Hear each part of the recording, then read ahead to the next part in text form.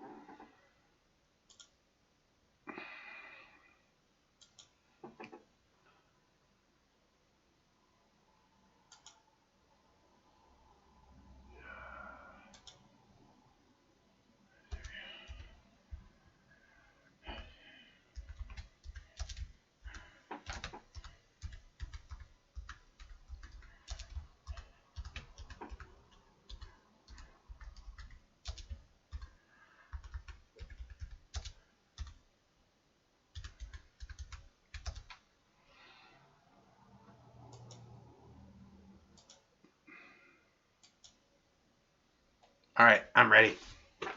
I'm here. I'm ready. Let's do this thing. What does you guys have in mind for today? What is it? What? It's a whatever you want. Or we're doing dabs for donations. That worked out pretty well last Friday. So, and the first one's on me. Oh, I forgot my dabs. I'll be right back.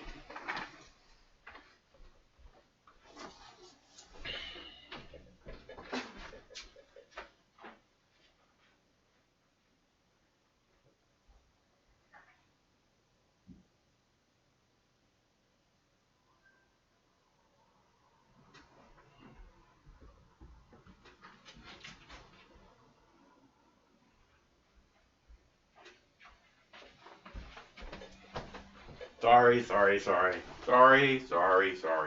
I forgot my marijuana. I have a pipe. I brought the pipe. See, I brought the pipe. Have the torch over here, but I forgot my marijuana. So I had to go and get my marijuana. Because the show would not be the same without my marijuana. And today I have 6 clips for you. We have a clip about an arrest coming up for the upcoming gun rights rally in Virginia.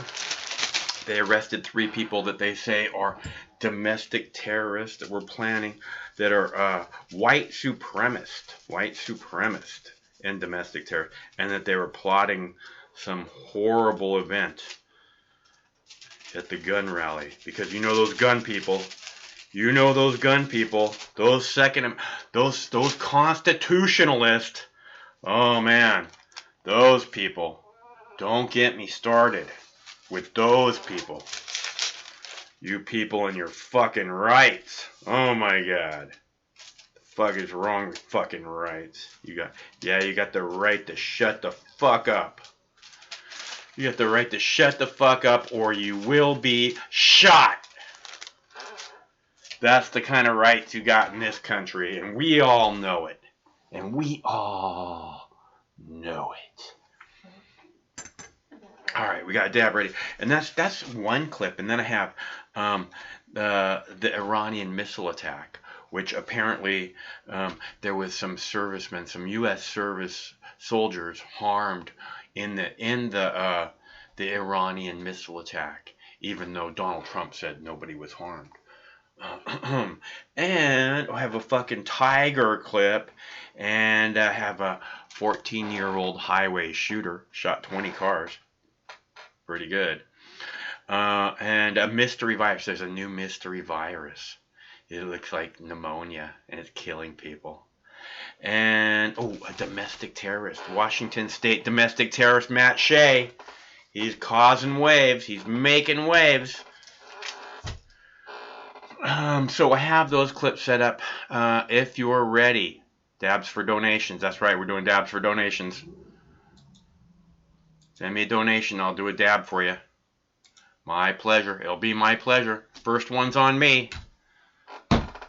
First one's on me. And the do not disturb on the phone is off. So we are accepting calls at this time.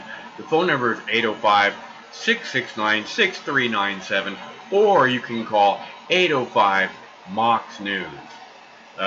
Or you can contact us on the Twitter, which is Mox News, @MoxNews, or you can call us on the Skype. Can they call us on the Skype, Craig? I don't know if you can call us on the Skype. I know there's Skype on this thing, but I'm not actually trained on how to use the Skype yet. So as far as bringing it into the YouTube, so we'll figure that out. Hopefully this weekend. And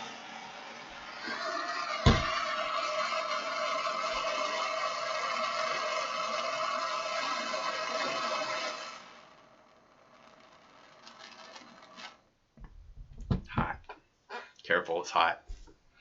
Careful, it's hot.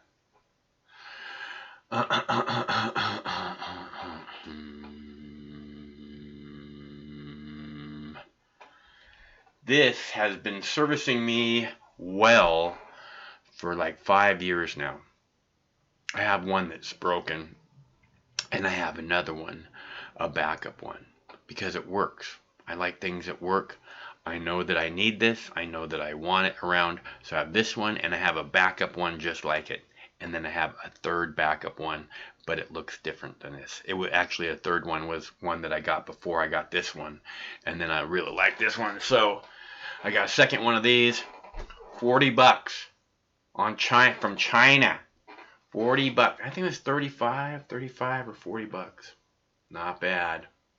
And I just got 5 of these buckets right here, these crystal quartz buckets, for $3.17 each. Those cost $20 on the U.S. stores. So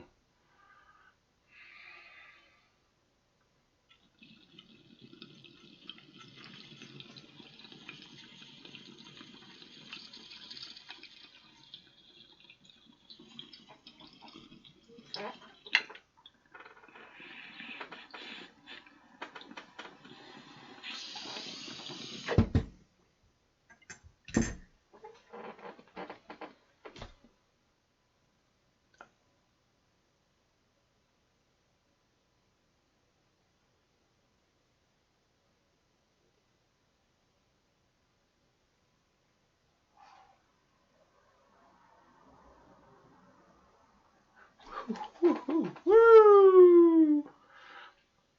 All right. So do not disturb is off the phone. No one's calling.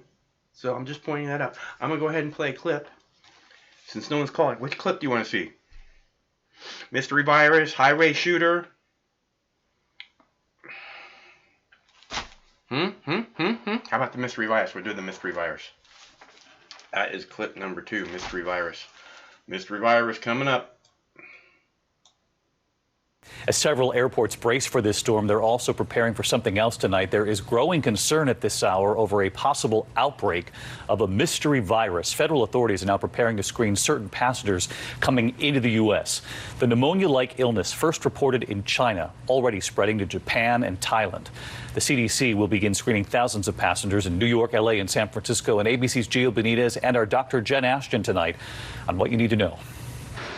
Tonight, a massive screening effort begins for about 5,000 passengers arriving from China after a mysterious respiratory virus has killed 2 and sickened at least 45 in Asia. The CDC deploying about 100 experts at San Francisco International, LAX, and New York's JFK, where the first flight from Wuhan, China, arrives in just hours. They'll be asked where they were in the previous 2 weeks, whether they came into contact with any animals, whether they have any symptoms of an upper respiratory infection. Experts believe this is a new kind of coronavirus, which typically causes symptoms of the common cold, but in some rare cases can lead to pneumonia.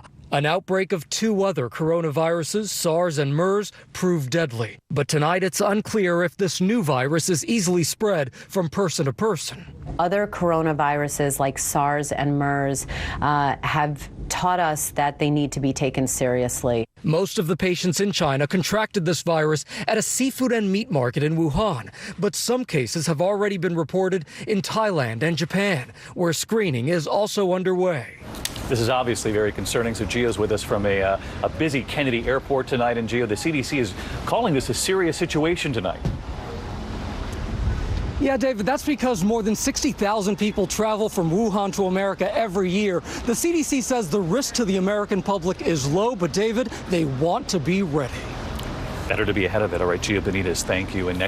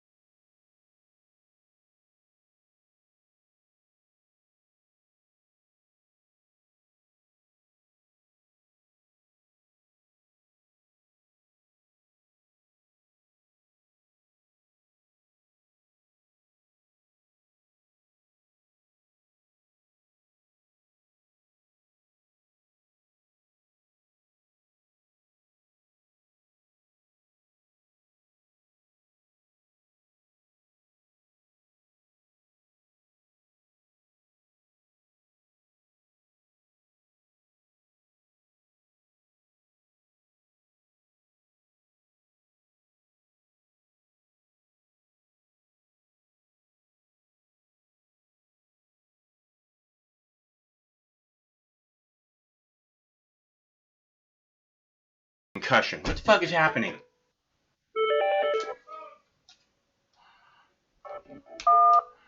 Hello, caller. Hey, Mike, it's Joe. How are you? Okay, Joe, how are you? Hey, doing pretty good. Hey, you didn't have any sound. Oh, okay. Thanks. Yeah, I wanted to give you an update. And then, but do you want me to call you back or something and chime in on this subject? And do you want to check your... No, we got it. We got it, Joe. What's going on besides that? Oh, not much. Hey, man, I'll tell you what. I was going to check that story out, but you covered it, so very cool. I had a... You know, I mean, that shit's coming, you know, and it's really, it's quite alarming. Coronaviruses are nasty, nasty things that spread very easily. Mm-hmm. We have I don't know, we're just so ripe for stuff like this because we're focused on everything that does not matter. Yeah. I agree. I think that all these things we're just wasting all of our resources on bullshit, and there's no looking towards tomorrow at all. Yeah, absolutely. And then you look at literally, just like how many of these?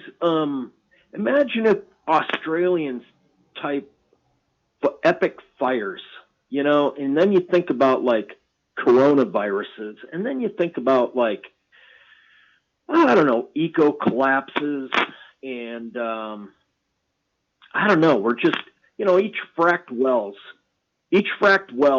takes 9 million gallons of water, and it's just thoroughly fucked after it's done. Right, it's worthless after it's done.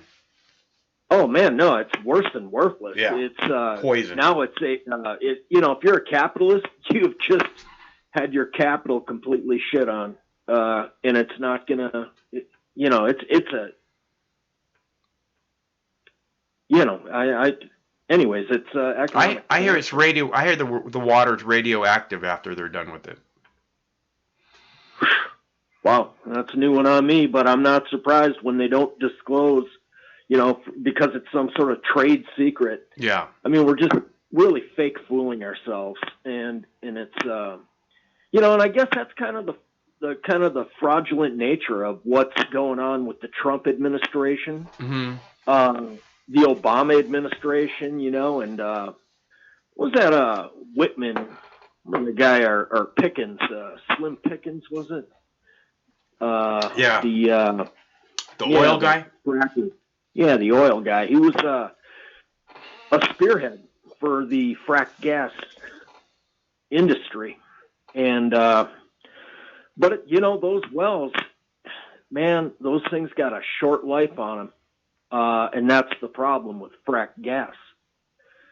And well, there's a whole. It appears there's a whole lot of problems with that type of mining for fossil fuels.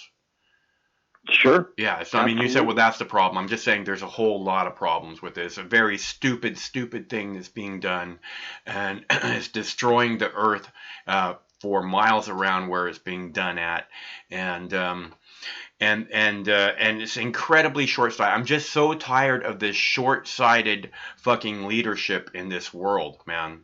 You know, everything is how much can we make off of it right now? You know, fuck that. It's not about money. It's fucking so stupid. Money is fucking. Yeah, but you know, go ahead. Big baller, celebrity kind of epic video catches, and you know, just sound bites and memes and. And everything is short term, but you know, even short term profits on Wall Street is really all that matters. The type of long term damage from these things, it's burned up in short term profits, and that's viewed as capitalism. And it's not about, you know, thinking 30 years down the road and preserving your capital and really passing it down. Some people I know conservatives and progressives come together on things like that, but it's these neocons and these neo-libs who really, that's where short-term profit concepts are practiced. And it's the Washington insiders. You know, it's why the most, the richest people are in that zip code. I think you're compartmentalizing it too much, though. You say Republican neocons and Democratic liberal or neoliberals. I think that it's not the neoliberals and it's not the neocons. It's all the Republicans and all the Democrats. You know, they're all keeping us in this place. They're the ones that are all beholden to the fossil fuel industries and the pharmaceutical companies and all these fucking giant corporations where, they just basically do what they say and act as if we're fucking, experiments that don't matter if it goes fucking bad. You know? So let me ask you this. Do you think that the Democratic Party is really in an ideological 50-50 split? I think that they may be, but the being Democrats, wearing that label, Democrat, that regardless of what your own personal politics are, you have to go along with what they say. This is why I say it's incredibly dangerous to attach this kind of label to yourself. You just paint yourself into a corner, and I think it's a really, really bad idea to be doing that. No, I'm going to push back. I'm going to push back as a functionary kind of systematic way. And I said it before on your show, you got to board the ship and really take that thing over. And if you're speaking like a normal American for normal things, but yet you realize that this is a for-profit system by for-profit politicians, it's going to take grassroots to really undo that. And you've never seen a independent movement ever challenge status quo power. Yeah. You have to do it through literally the mechanisms of power, but within those things. That's why Bernie Sanders is a Democrat. He's not coming at it from the independent label. Right. He's a registered independent, but he runs as a Democrat when it comes to being a presidential candidate, because if he was to run as an independent, he wouldn't be in any of the debates. He'd get smoked. Yeah. He'd get smoked. And he wouldn't be in any of the debates, and he wouldn't be invited to any of the Democratic events and all these things. I mean, he'd just be left outside the whole fucking circus, basically. Yeah, so no, and but I hear like future moves. Yeah, that would be a lovely thing to where if we could move beyond these things, because to me it is quite problematic. The only real political problems that I'm experiencing right now are things within my own Democratic Party. I literally hate the ones that you are talking about that have you can't tell them from Republicans. I hate that. I mean, are you talking about Nancy Pelosi? Because I think you can't tell the Nancy Pelosi from the Republicans. Okay. Yeah, absolutely. I was going to say 218 members of the House voted for Trump's bullshit Pentagon budget. You know, that bloated thing. They got $133 billion extra, and not, they could. They voted, look, dude, they voted for fucking BDS legislation to make it fucking so that you get your name put on a list if you fucking speak out against Israel.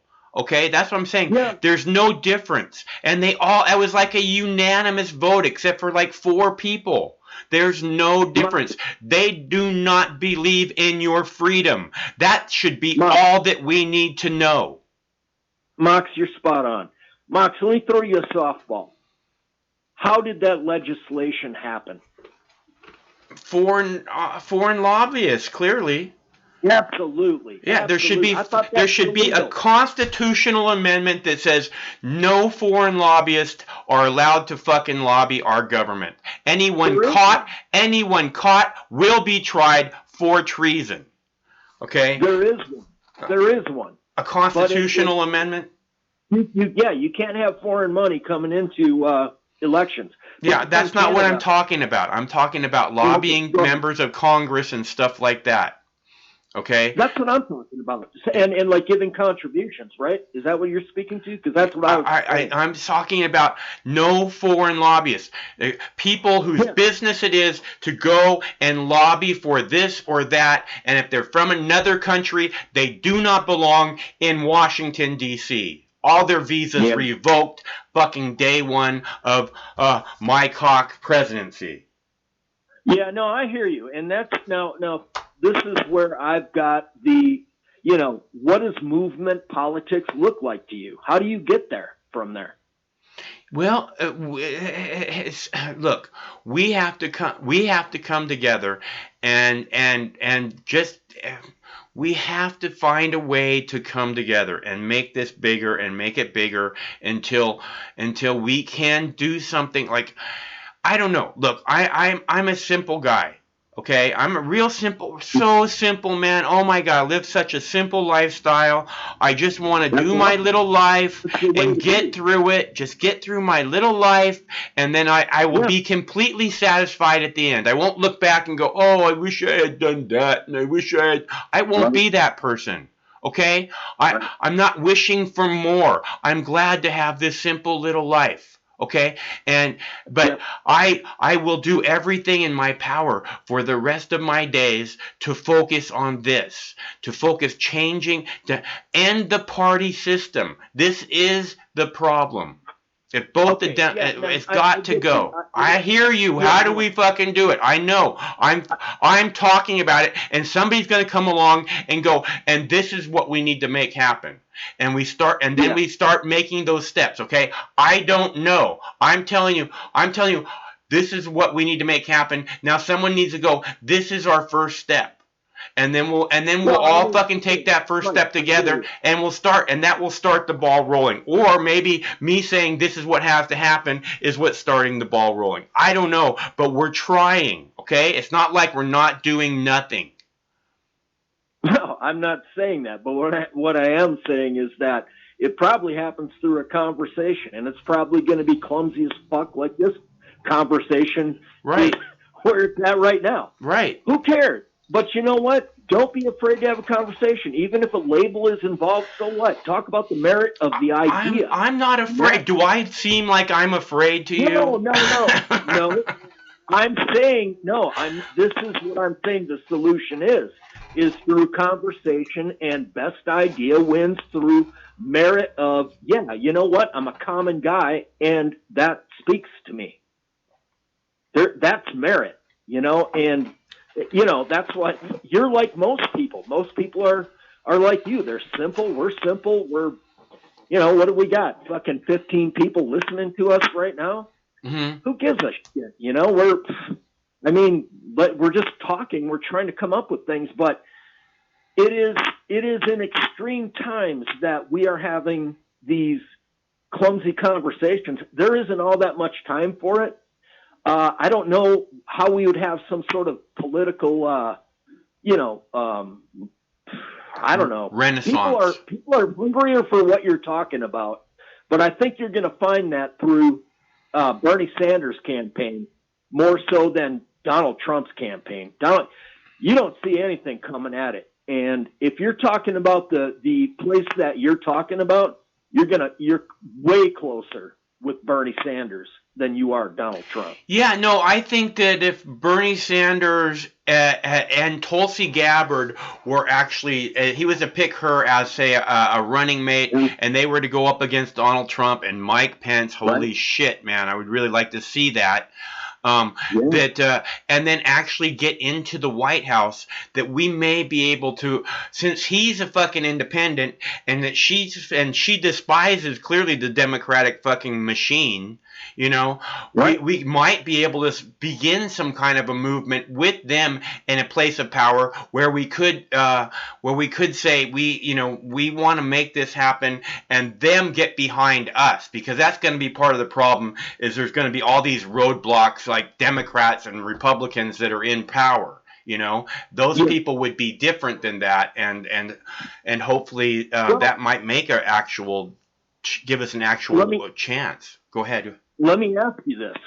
These guys who are fueled by corporate money, and like you pointed out, and I believe accurately, that foreign money. Yeah. And, the power of that. But yet, what has challenged that?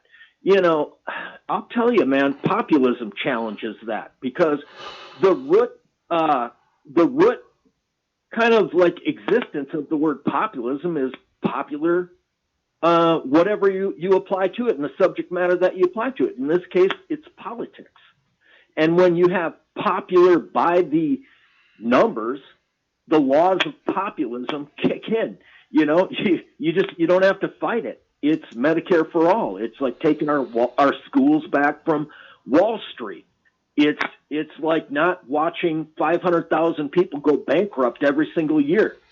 And, if you're a capitalist, again, I know I busted the capitalist balls on the last show, but we've got to crash the market with new price discovery, technology applications. Right now, it's the other way. The industrialists, the healthcare profiteer, sinister class is ruling Congress right now. And that's not how capitalism works. You can capture those entities of the control levers, and you can, own them temporarily. But when capital markets don't work anymore, because you got 5 insurance companies that run all of your health care across the nation, that's not capitalism. 4 cell phone companies, not capitalism. There's so many more examples of just big, done markets. They already captured the wealth-producing assets of that, and I'll tell you what, you haven't seen any sort of monopoly breakups since Reagan in Ma Bell. So, and look at what happened to the telephone industry again. It constricted again, right? Yeah. It went. Yeah. So, I don't know. I mean, that's the nature of these things. But you've got captured politicians in both parties, but half of the Democratic Party is in a mode to where they are battling against that ideology of for-profit politics. You're seeing a lot more people. You look at Bernie Sanders' money-raising ability is not been seen by anybody. That guy has set records. So anybody who's out there, they can take a shit on him and say, hey, he's a socialist.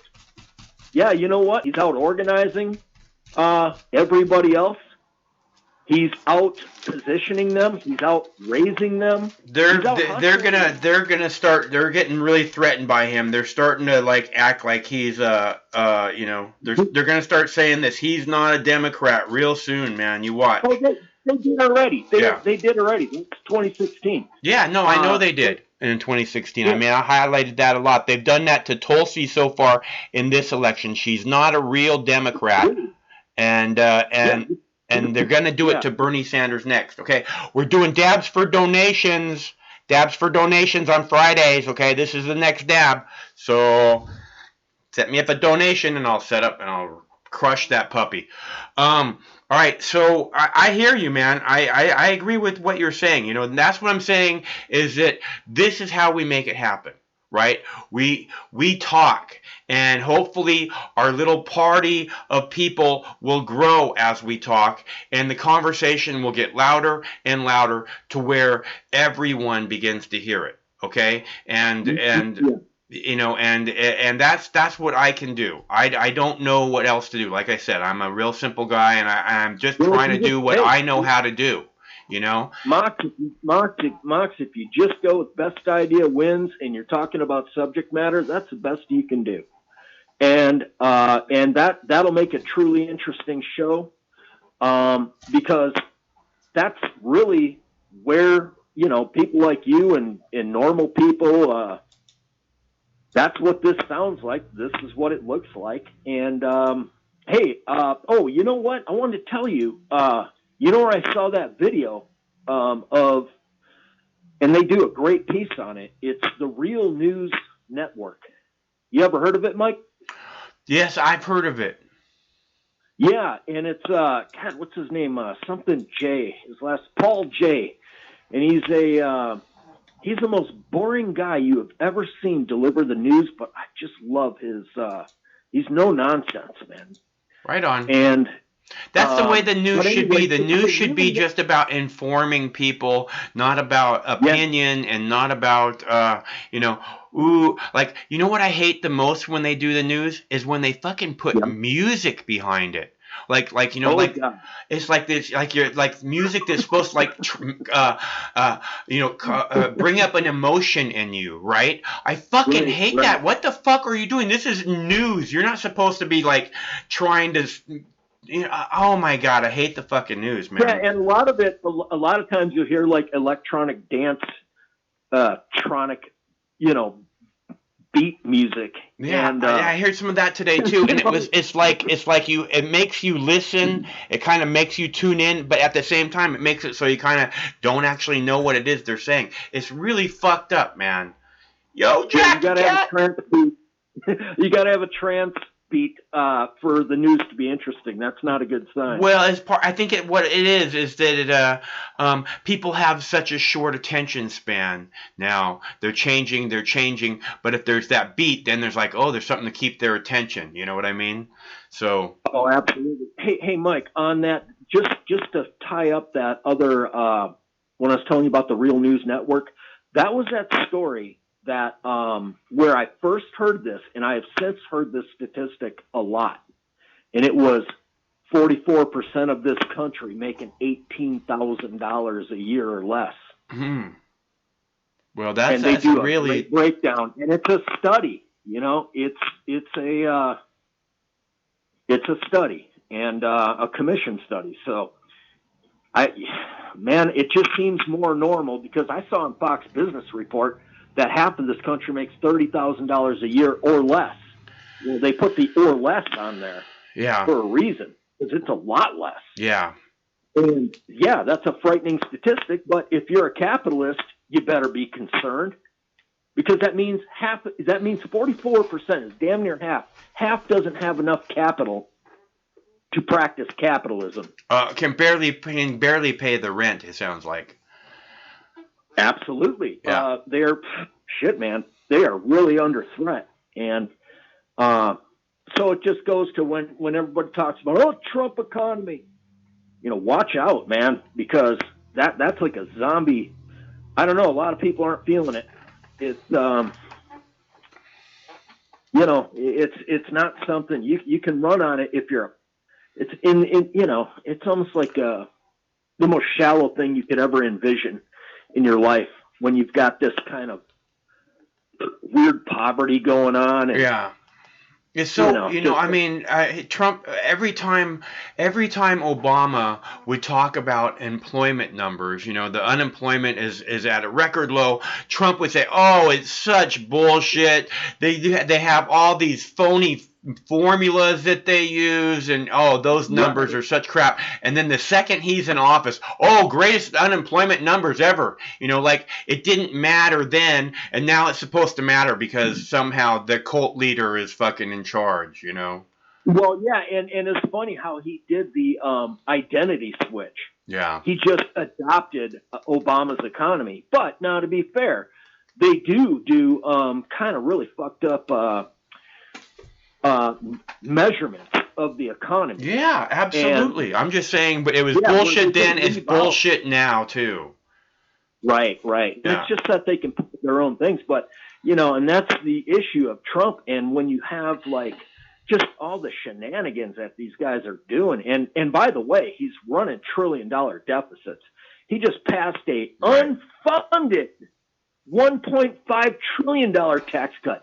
Unfunded. Yeah. It's coming out of the deficit. It's coming out of the national debt. It's going on it. And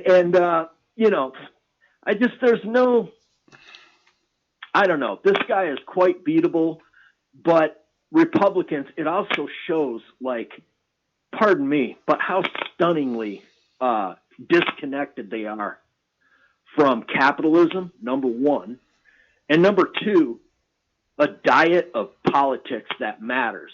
What has Trump done?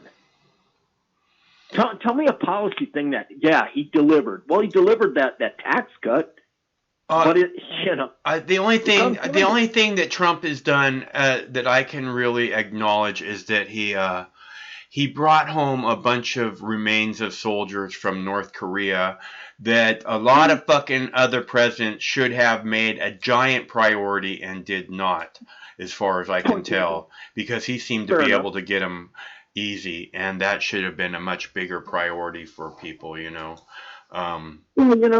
enough. My dad was a POW in Korea, and I'm sure that meant a lot to a lot of people, Wow. Yeah, I didn't realize that, man. Yeah, it's that. In fact, that's what I love about when stories come out, because that's what real war looks like. And this bullshit we're doing in the Middle East, that's not real war. That's a way to spend munitions. We dropped so many bombs in Syria that we ran out. It is horrible. I'm so tired of dropping bombs, and they just keep making more and more and more. And as long as they're making more, that they're going to be dropping more. I've had enough of fucking bombs with my fucking name on them, my fucking fingerprints on them, being dropped on people that I don't know. Innocent people. I'm really tired of it, and I want it to stop. And I'm willing to do whatever it takes to make it stop. So. Well, the problem with that, Mike, though, it's so entrenched that they have systematically broke down the production of these munitions to where they're in like every damn state in the United States. And they make parts over here in this county and that county, and they tie everybody's economic well-being to the, the production of these missiles. And then you have, like you broke down before, it's not just that kicks in. And then that's where we get to really, and foreign policy. And then they're like, oh, Joe Biden, that's why you got to vote for Joe Biden, because he's got foreign policy. Have you seen him? He's voted for every shitty war that we've ever been in. This is what I'm saying about the Democrats and the Republicans. It doesn't matter. I mean, they're the same, and we got to get rid of them. Yeah. Mike, come on now. It does matter, because the foreign policy of Bernie Sanders is nowhere fucking near. Right, but he's not a Democrat. Joe Biden's closer to Trump. Yeah. No, but okay, but and I hear you. Joe Biden is horrible. Joe Biden's probably worse than Trump as far as foreign policy and fucking and domestic policy, his fucking police state shit that he did, is just off the charts, unacceptable. And I will never believe for 1 second that he's fighting for freedom for you or me or anybody else that doesn't have billions and billions of dollars. So fuck that guy. The state surveillance is well established. For all this, like, how about Nancy Pelosi and Wall Street Chucky, pushing for, resistance against Trump. I know I've spent a time bashing on Trump, but now I'm going to give him some credit. Those two idiots in the Democratic Party at the leadership level, that we're resisting, this is resistance over here, but yet give this guy all the state surveillance, spying act. They pushed through that, what was it, the John McCain's bill? The Patriot Act. There you go. They just pushed through a fresh version and re-signed it. Mm-hmm. And, that was wonderful. But yet Chuck and Nancy signed on to that. But if Trump is so fucking evil and he's like a tool of Putin, what the fuck are you doing, giving them all this money? Yeah. Because it's not a thing. Because our politics are so polluted, they just put on a game and show and, play little fucking patty cakes while people are dying. Right. The military is just out of control. And but yet, hey, man, I know so many Trump guys who can't see through this. They're, they think Nancy Pelosi is some fucking weirdo lefty, God, she's probably organized a homo demonstration right now. Well, no, she's a corporate. Let's spell it out for the Trump people. Okay, Donald Trump said, "I'm going to end these endless wars. I'm going to bring our troops home from Afghanistan and Iraq." Okay, that's what he said. And then when the Iraqi government says all foreign troops out of Iraq now, Donald Trump says, we'll leave when you pay us for our bases that we built. When you pay us for the bases that we built, we'll leave. Which means we're never leaving Iraq as long as Donald Trump is president. Okay? So that's who Donald Trump is. 110% full of shit. That's who he's always been from the time he was 8 years old. I guarantee you. Okay? So just don't buy into the fucking bullshit, because you know what the problem? You know why I don't like liars? Because they think I'm stupid. They think they can look into your eyes and they can say stuff like, I don't know anything about Julian Assange or WikiLeaks. Right? Okay? And actually act like they mean it. Like you're so fucking stupid that you can't remember fucking 10 days ago when we loved WikiLeaks so much.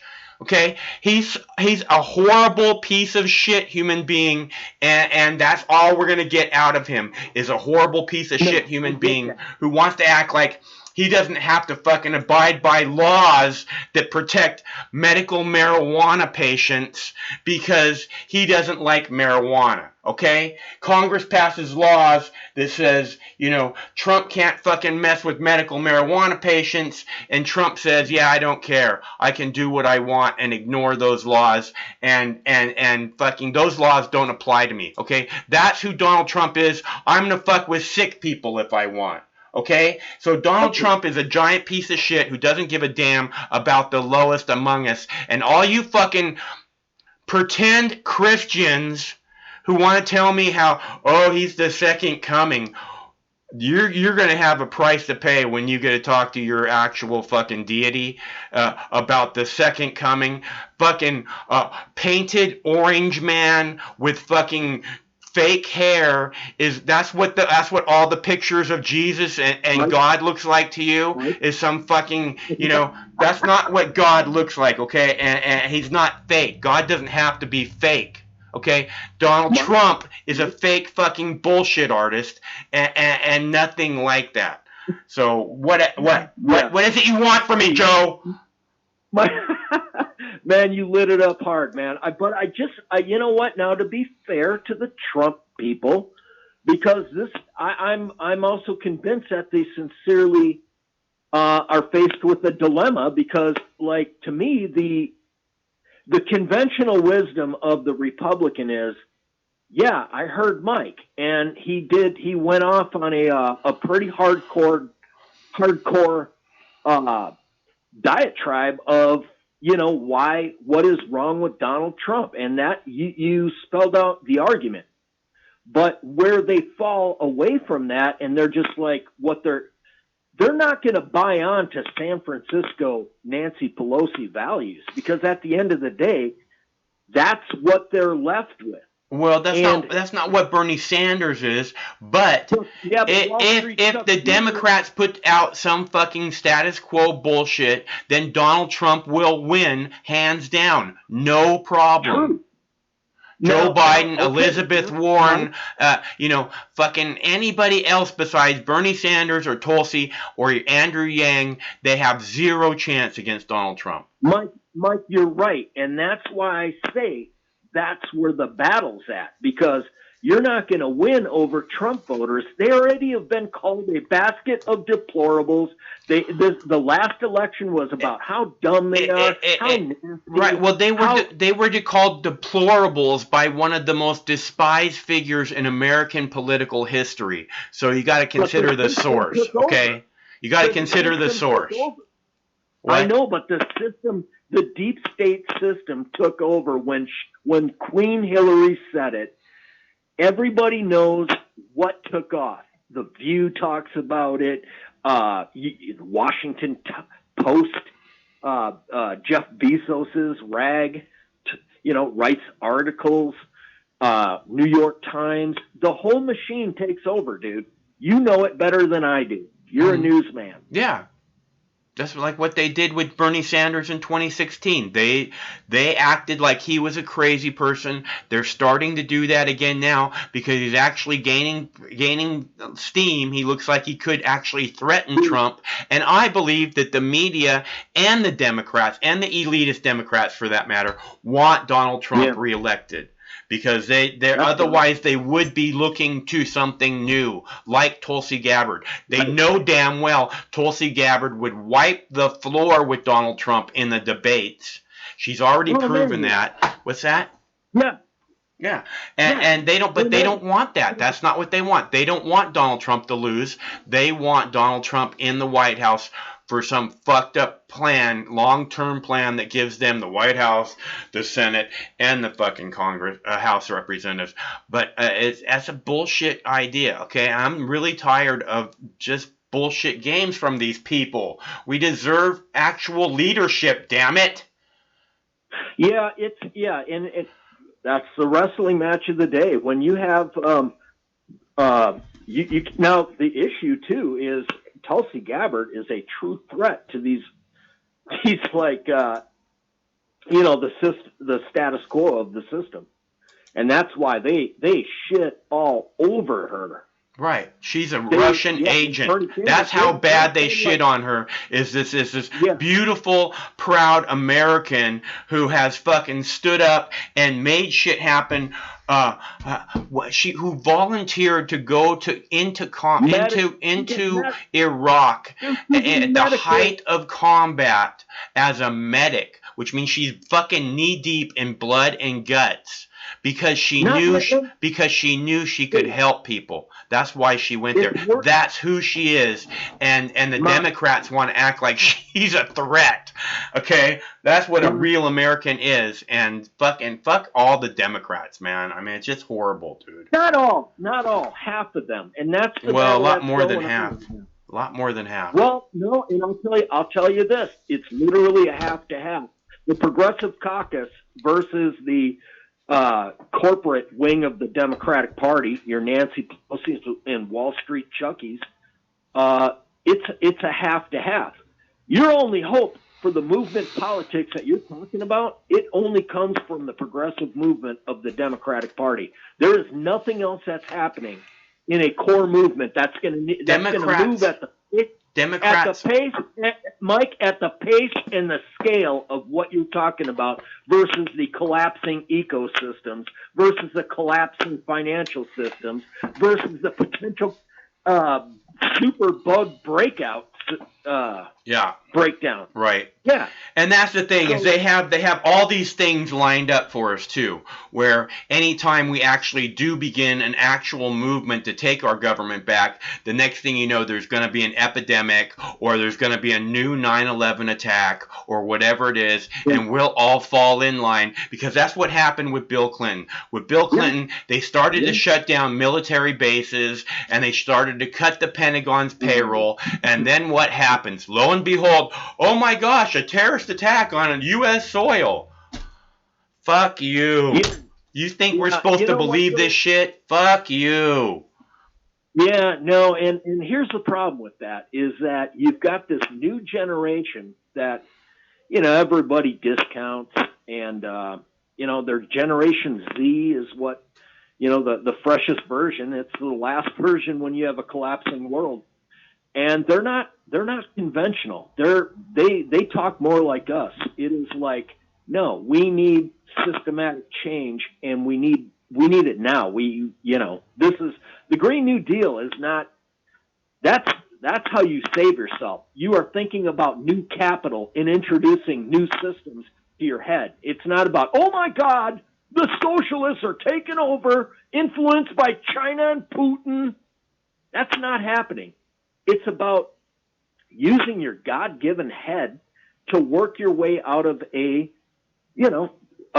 quandary that we put ourselves in.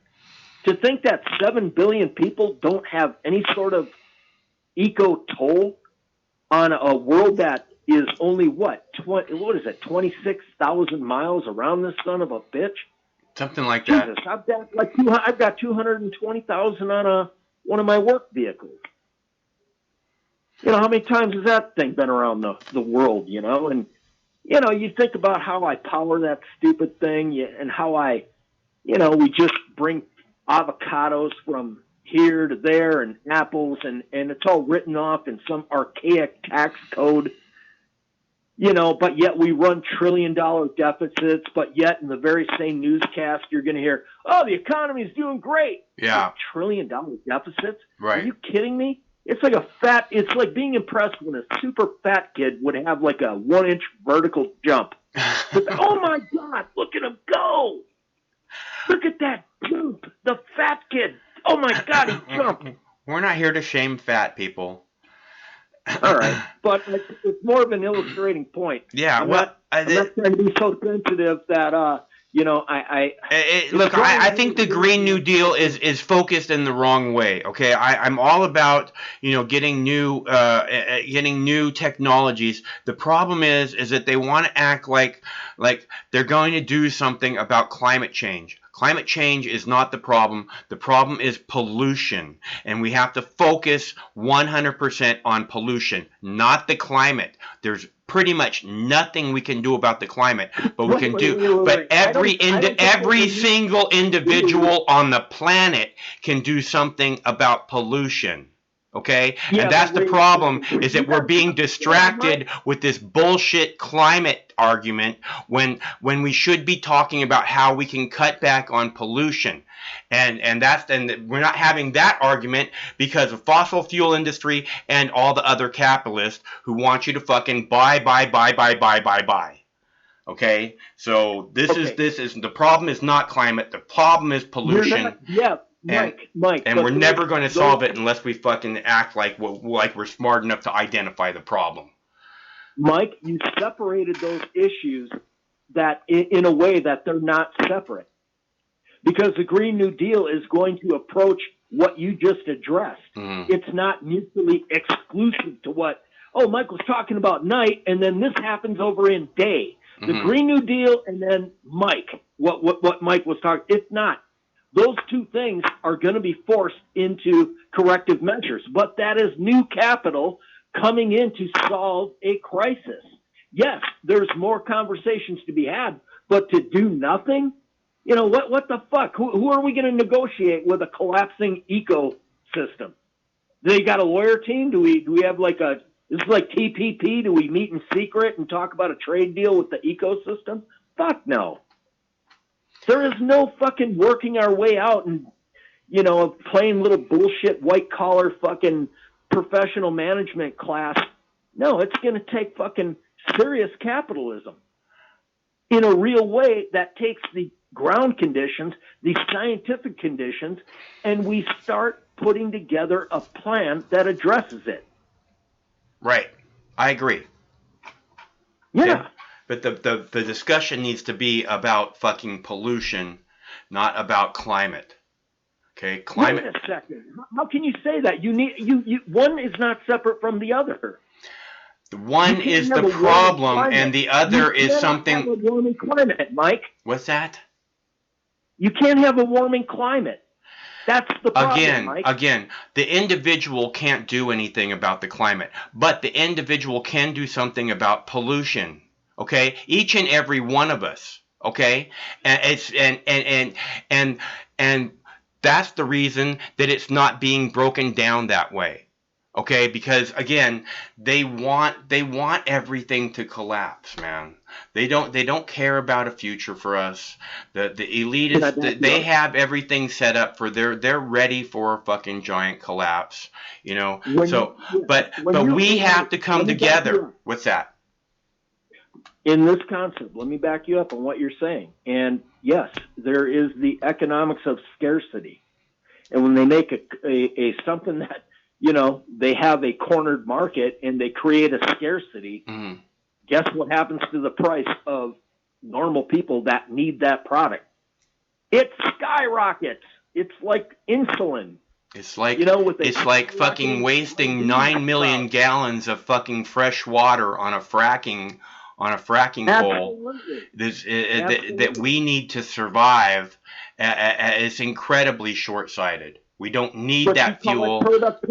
And all you're doing by mining that fuel is again polluting our environment. We're not getting anything out of it except for the person that's mining the fuel, and that's so incredibly selfish and short-sighted.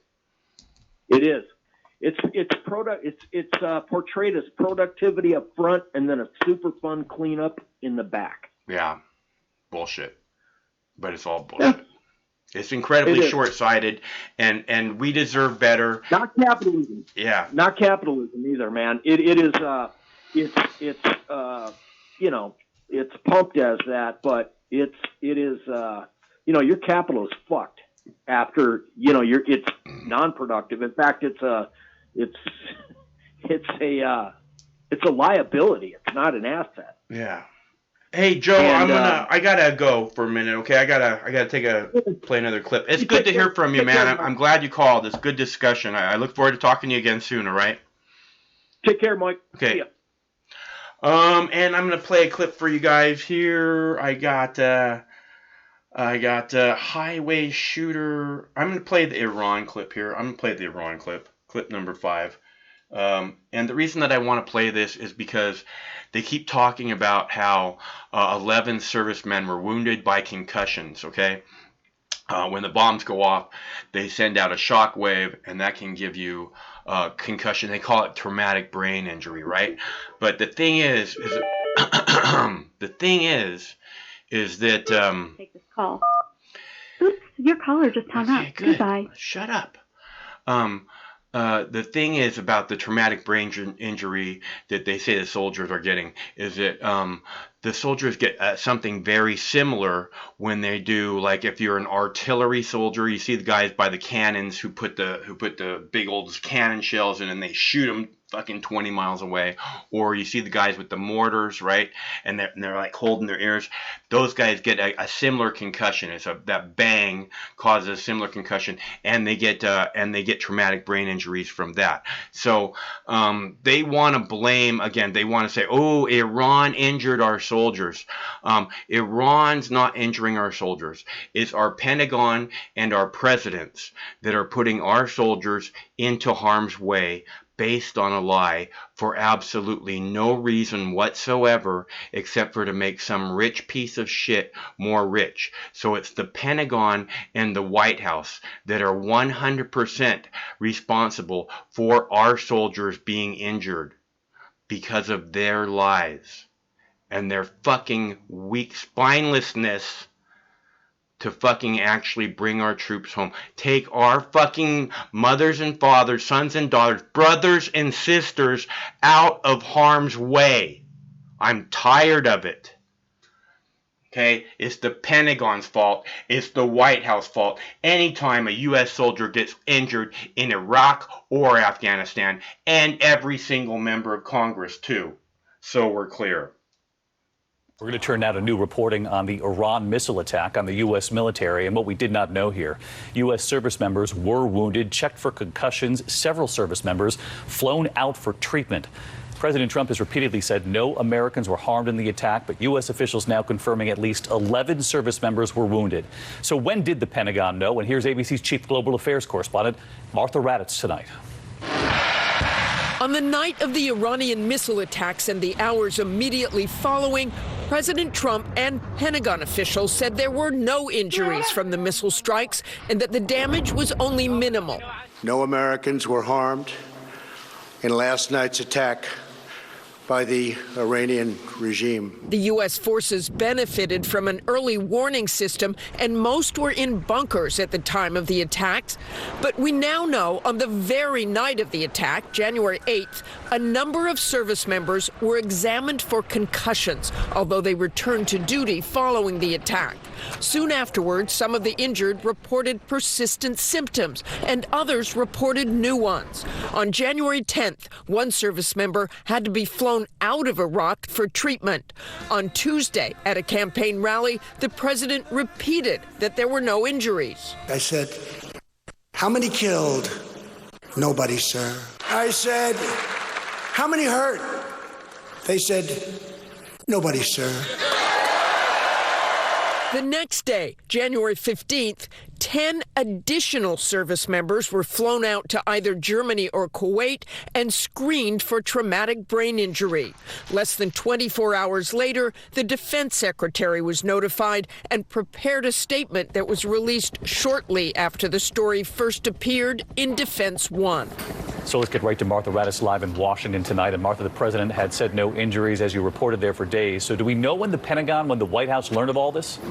Well, David, the Pentagon says that leadership didn't know about the medical evacuations until yesterday because the forces in Iraq would not have been required to report them unless they were considered life-threatening. But, David, a lot of questions still remain. Martha Raddatz tonight. Martha, thank you.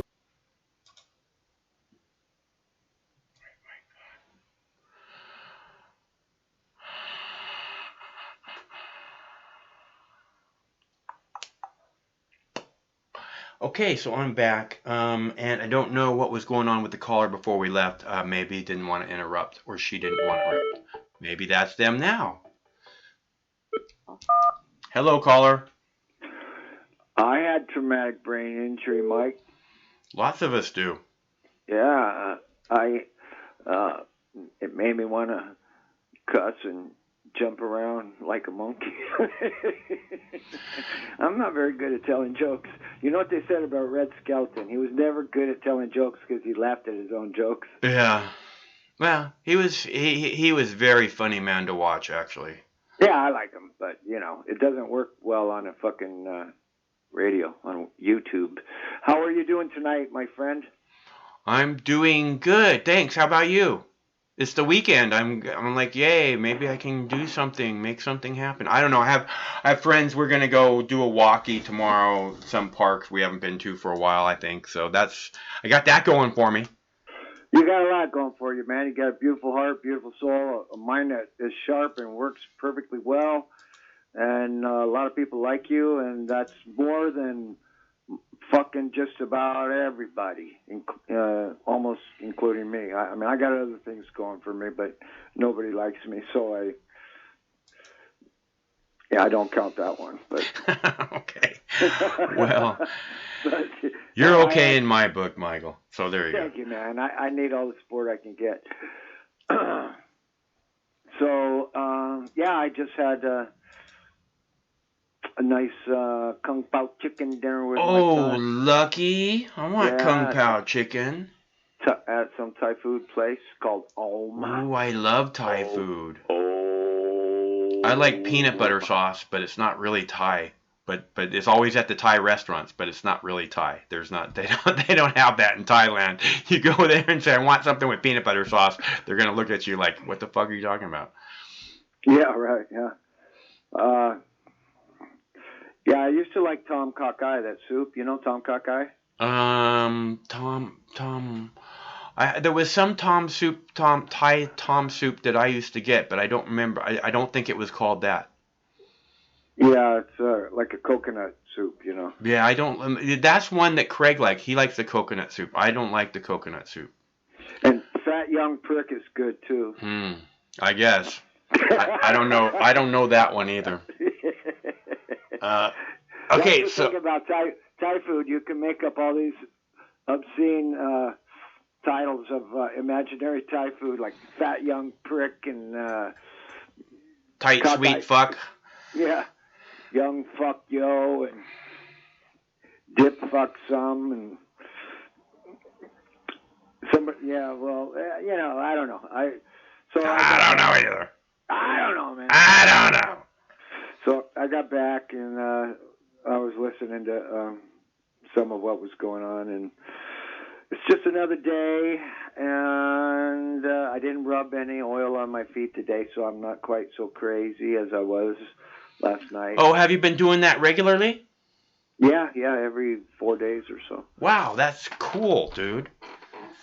Well, it has really weird, unexpected effects. I think it just soaks up through my entire system and, you know, does some weird subliminal thing. You know, I can actually feel it in my brain. Yeah, no, you should. You said it's very potent stuff. You should pretty much feel it in your brain pretty good, I would expect.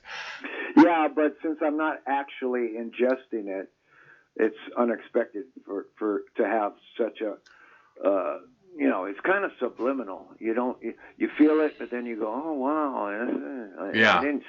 You know, it's not like smoking it where you actually get high. Yeah. Or eating it where you get high.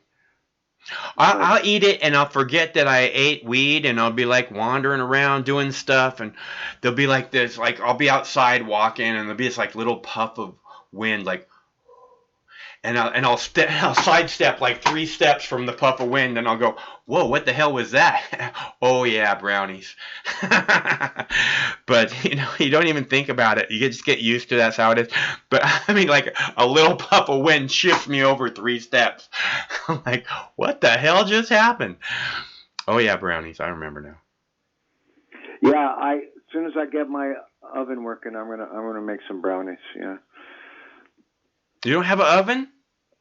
Well, the thermocouple went out. Oh, right. You said it's going to cost, like, you're going to have to cost the same amount to replace it or something. It's a fucking racket. It's a $20 part. Yeah. Right? Here I am. I'm a guy that's pretty handy. I can throw starters and alternators, and I can change a tire, and I can change my oil, and fucking, you know, put a new rotor on my distributor cap, and I'm pretty fucking handy, although I wouldn't really classify myself as a mechanic. I can't go and replace the whole top end, and I definitely can't go into the bottom end and rebuild a motor, you know. But if I do shit like that, then I'm going to need somebody a little better than me to help me, you know. But, well, that's pretty serious stuff. You want to make sure you get that right. You screw up a starter or whatever, you know. You got okay. I got to take it to the mechanic, I guess. Starters are pretty easy, man. Yeah. It's like 2 bolts, 3 bolts maximum. You know, it's fucking easy. Yeah. But you know, and so I should have applied that same thing. I should have just, you know, but like 2 years ago, the thermocouple went out on my fucking oven, and I called some people up, and they say, well, do you want to buy the part, or do you want us to come and fix it? And I said, well, just come and fix it. So they come into my fucking house, and they make me sign a contract, right? And then, you know, $250 to fix it, and the guy flips the fucking oven on its sideways and goes underneath it, and he cuts out this little plastic part. It's about 1.5 inches long by 1 inch wide. It's a rectangle, and he hot wires another plastic part on it, and then charges me $250 fucking bucks, you know. And now that part's gone out again. So it's a thermocouple that just keeps track of your temperature and shuts your oven on and off at a certain temperature. And And so it's like, no way I'm paying another $250 motherfucking dollars to get ripped off like that. I should have said, fuck that shit, man. And, you know, but, you know, once you sign a fucking contract, once the guy's there and everything, you know, you just get it fucking done. Just fucking get my oven working, damn it. Yeah, I should have robbed him at gunpoint and took his fucking money. But, yeah, so I'll just do it myself this time. You can't go wrong. It's like 4 wires. Well, you can go wrong if it takes you 2 years to get it done. 4 wires, 2 years. You know, 4 wires, 4 minutes, dude. You can't go wrong. And I don't think you can blow that fucking part up. I think in the old days, you buy a fucking oven, and that motherfucking oven would run for 50 fucking years. Now you go to the Home Depot or wherever the fuck you buy your shit, and the fucking, you know, as soon as the warranty runs out, the motherfucker breaks. They actually engineer it to break at a certain point, you know. It's called planned obsolescence. Right. It's like with the fucking iPhones, man. You know, they don't stop working, but they slow them way down, so you have to get a new one so you can fucking keep up or whatever, you know. Well, you know me, I have no idea what you're talking about because I've never owned a cell phone. Well, I mean, you understand connecting to the internet and stuff like that, and they've had lots of news stories about this, that the iPhones, you know, they intentionally fucking slow them down after so long. They say in order to make the batteries last longer, but it's just bullshit, you know. It's in order to make you have to buy a new phone so you have a phone that fucking works like you want it to. So I have no idea, excluding yourself, I have no idea how much the people these days spend on their fucking iPhones and their iPhone plans. It must be just loads and loads and loads of money. I've seen people go broke buying fucking phones and phone plans and getting overcharged and shut off and penalties and then I think they cost like $1,000 or more now, the phones. I don't know. I don't buy them.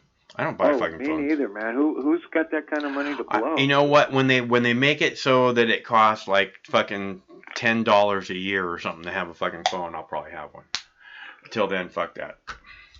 Yeah, well, my phone, what's it run me? Like $60 a month to have a landline. Same landline I've had for 30 years. So I'm just old school. I mean, what's his name? Dwayne calls me an old fart, right? It's like, dude, I'll take you up on your fucking offer of Skyping because I probably look younger than you, and even on my worst day, I could fucking beat you in arm wrestling, you dumb little hillbilly. So, you know, it's like, oh yeah, I'll Skype. I'm not an old fart.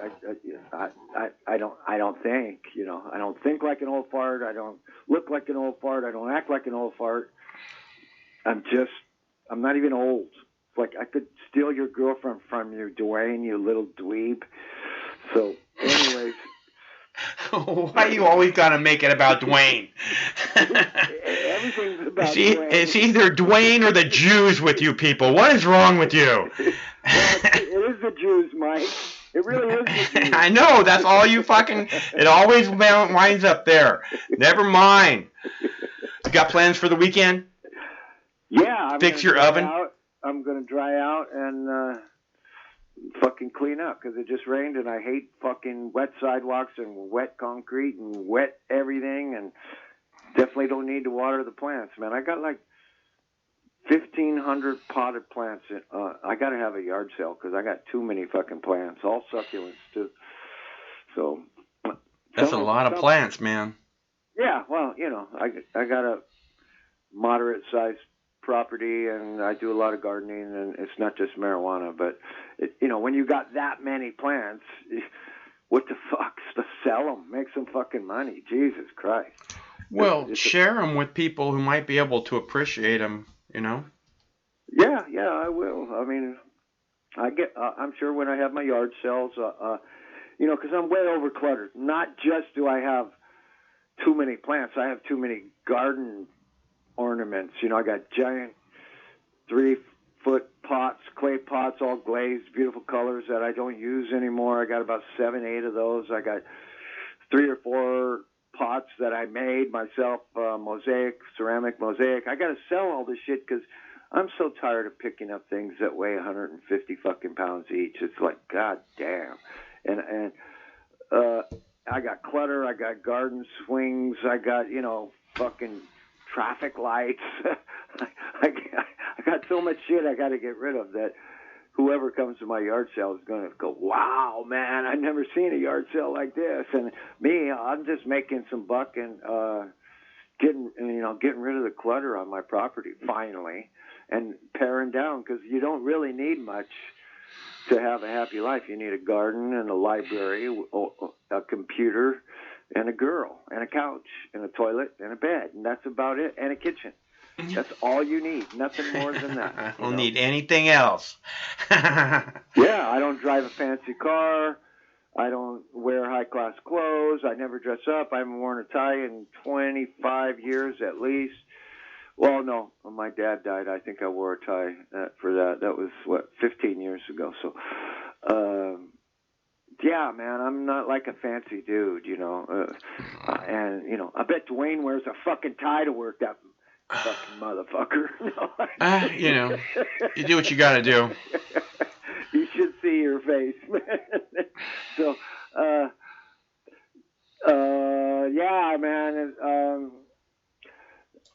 there's a lot of philosophy that kind of thinking people knowingly or unknowingly apply to their life. And, I was having a conversation with my son about all the things that I know that's going on in my family that he's completely oblivious of, and he's sitting there with big wide eyes. He go, what the fuck? That guy ripped you off, or they think you're crazy, or they're talking about you behind your back, and these are my aunts, and blah, blah, blah. It's like, dude, you're 37 years old. You're old enough to know this shit now. Always look for the subtext of what's going on. That chick my sister writes you a fucking email. Look for the subtext.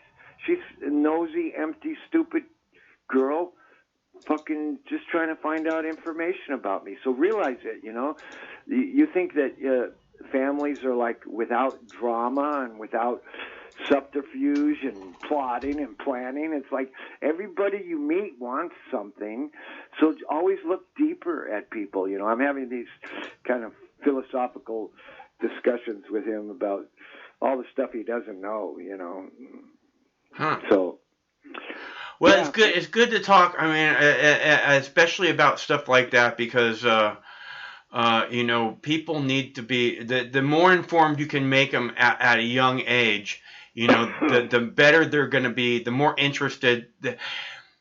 The more difficult it's going to be for them to become, puppeted or programmed, that sort of thing, by, like you're saying, by the wrong people, giving you fucking bullshit information. Yeah, I think adulthood actually begins at the point where your illusions are destroyed, usually by betrayal or attack or something. And I used to be a happy-go-lucky guy, and I'm very social and very comedic and very vocal and very physical person, and I thought, everybody's kind of like me. They're just happy-go-lucky, and they're, they just want they want the best things for everybody, and they just want to share.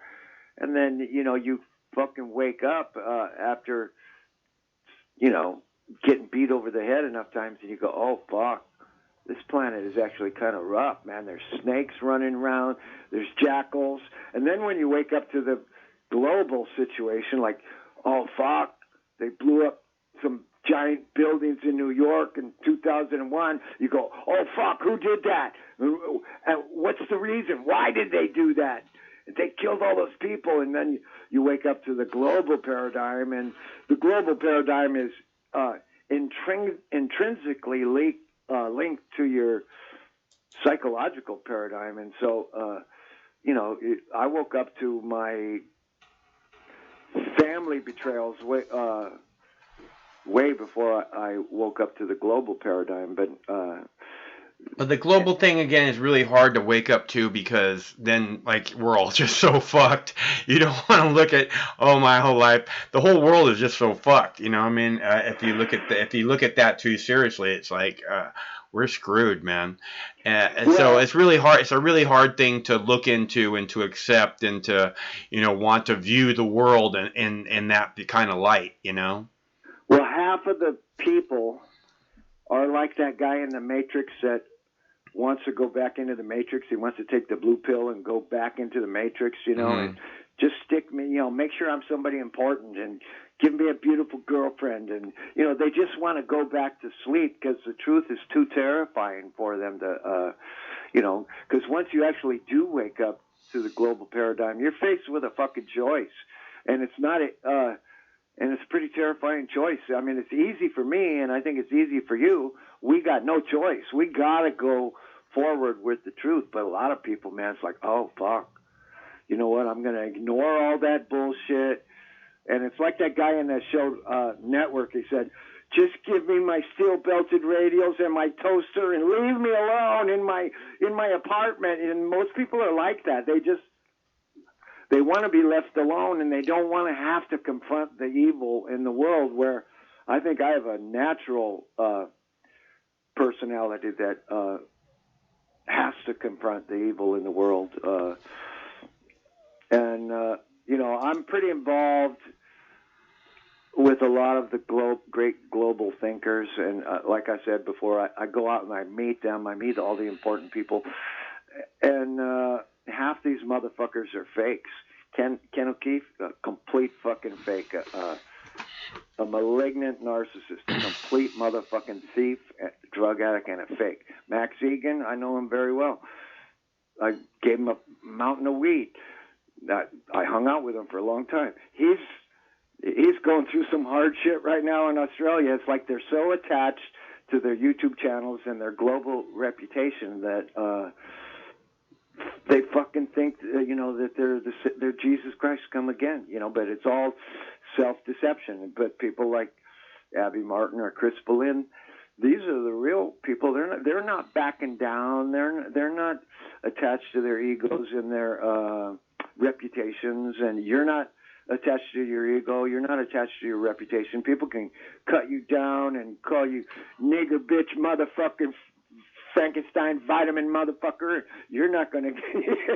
Well, see, the thing about my status, my whatever, my legend, I'm fucking legendary, dude, and it doesn't have anything to do with YouTube, and it's always going to be that way. And it doesn't matter what anyone calls me. I mean, I know what the facts are. And I'm not even, and that was never the purpose of anything that I do. I'm not trying to be famous. I just trying to do the right thing by people, and it tends to draw attention. So. Well, yeah. I mean, I don't personally know why you're a legend in your own town. You're going to have to explain that to me. But I just by watching you and listening to you enough, never having met you personally, I know you're the real deal. You're a true believer like me, and you're not serving yourself. You're a service to others type of guy, and you're a legitimate part of what most people call the truth movement. And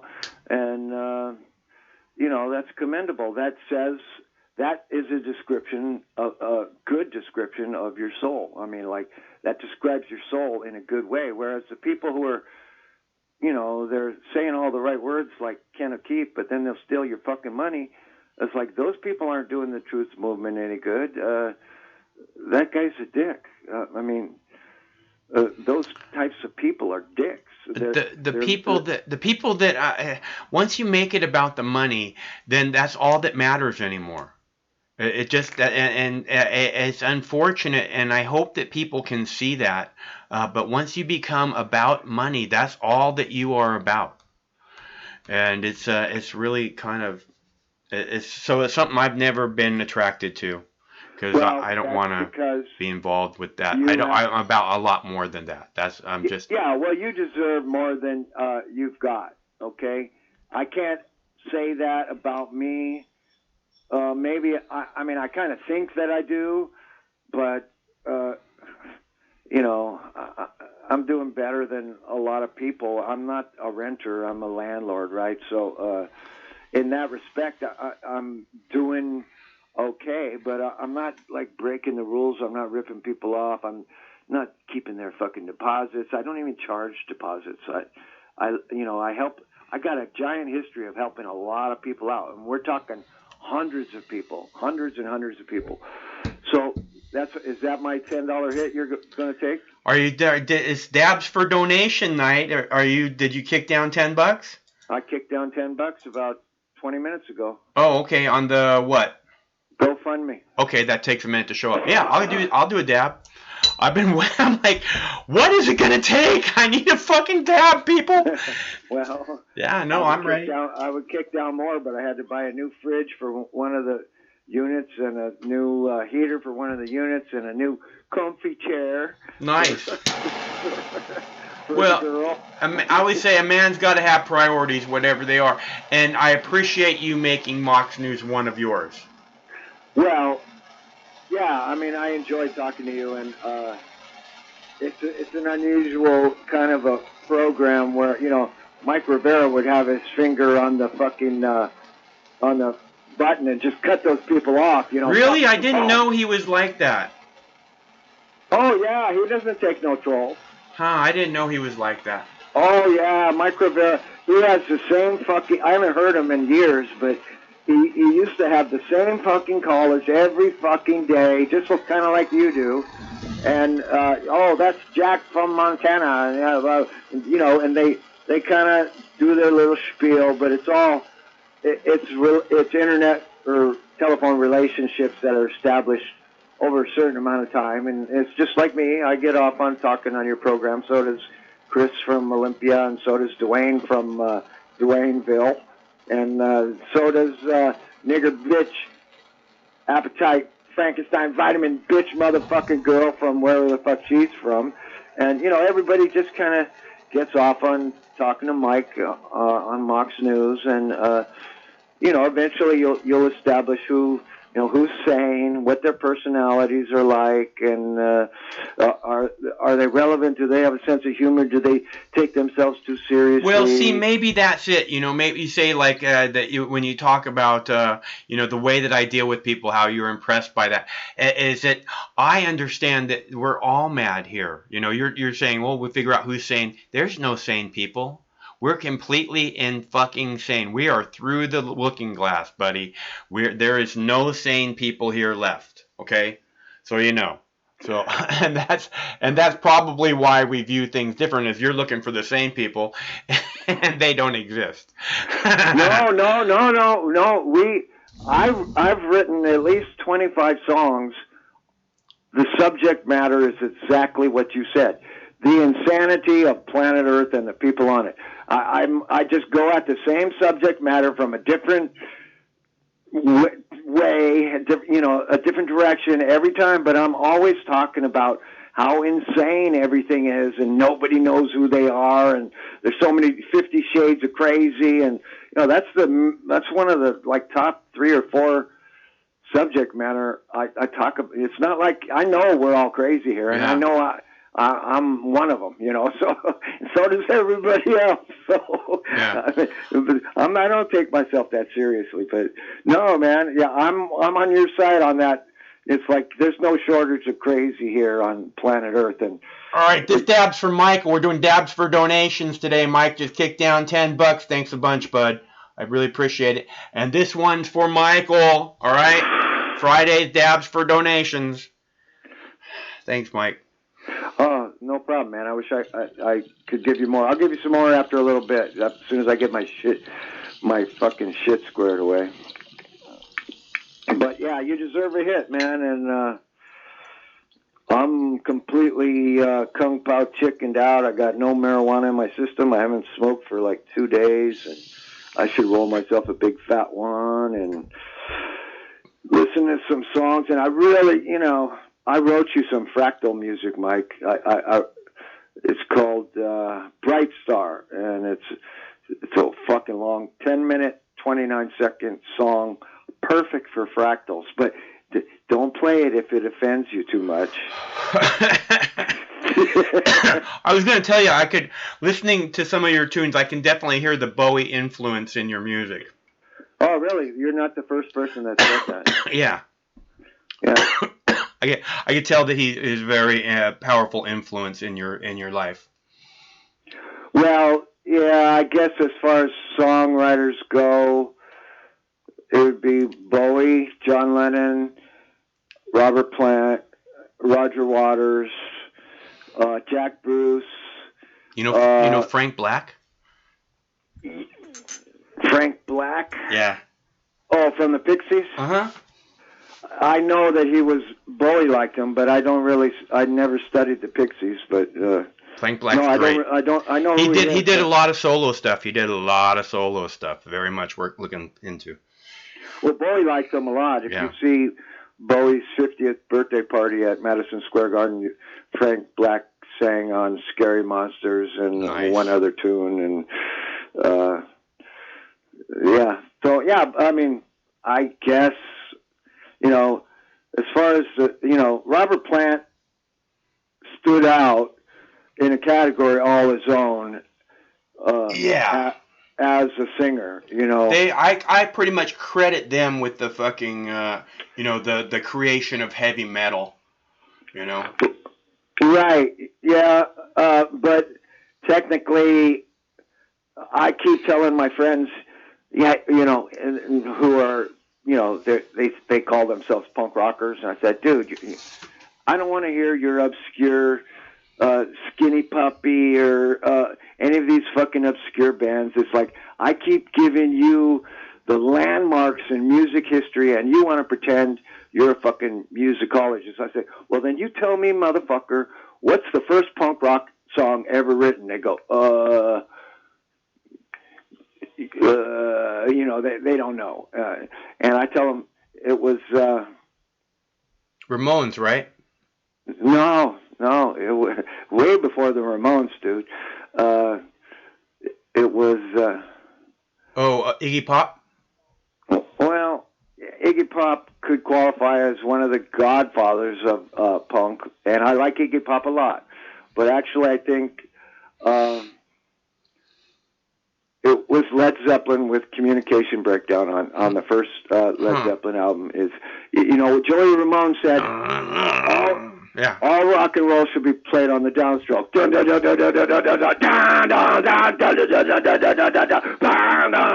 Baby! Yeah, nobody thinks about it. Yeah. But if you think about it, that was 1968. They recorded the song, and it came out in 1969. Yeah. That's way before punk rock, So people don't think like, and you could go back to even before that.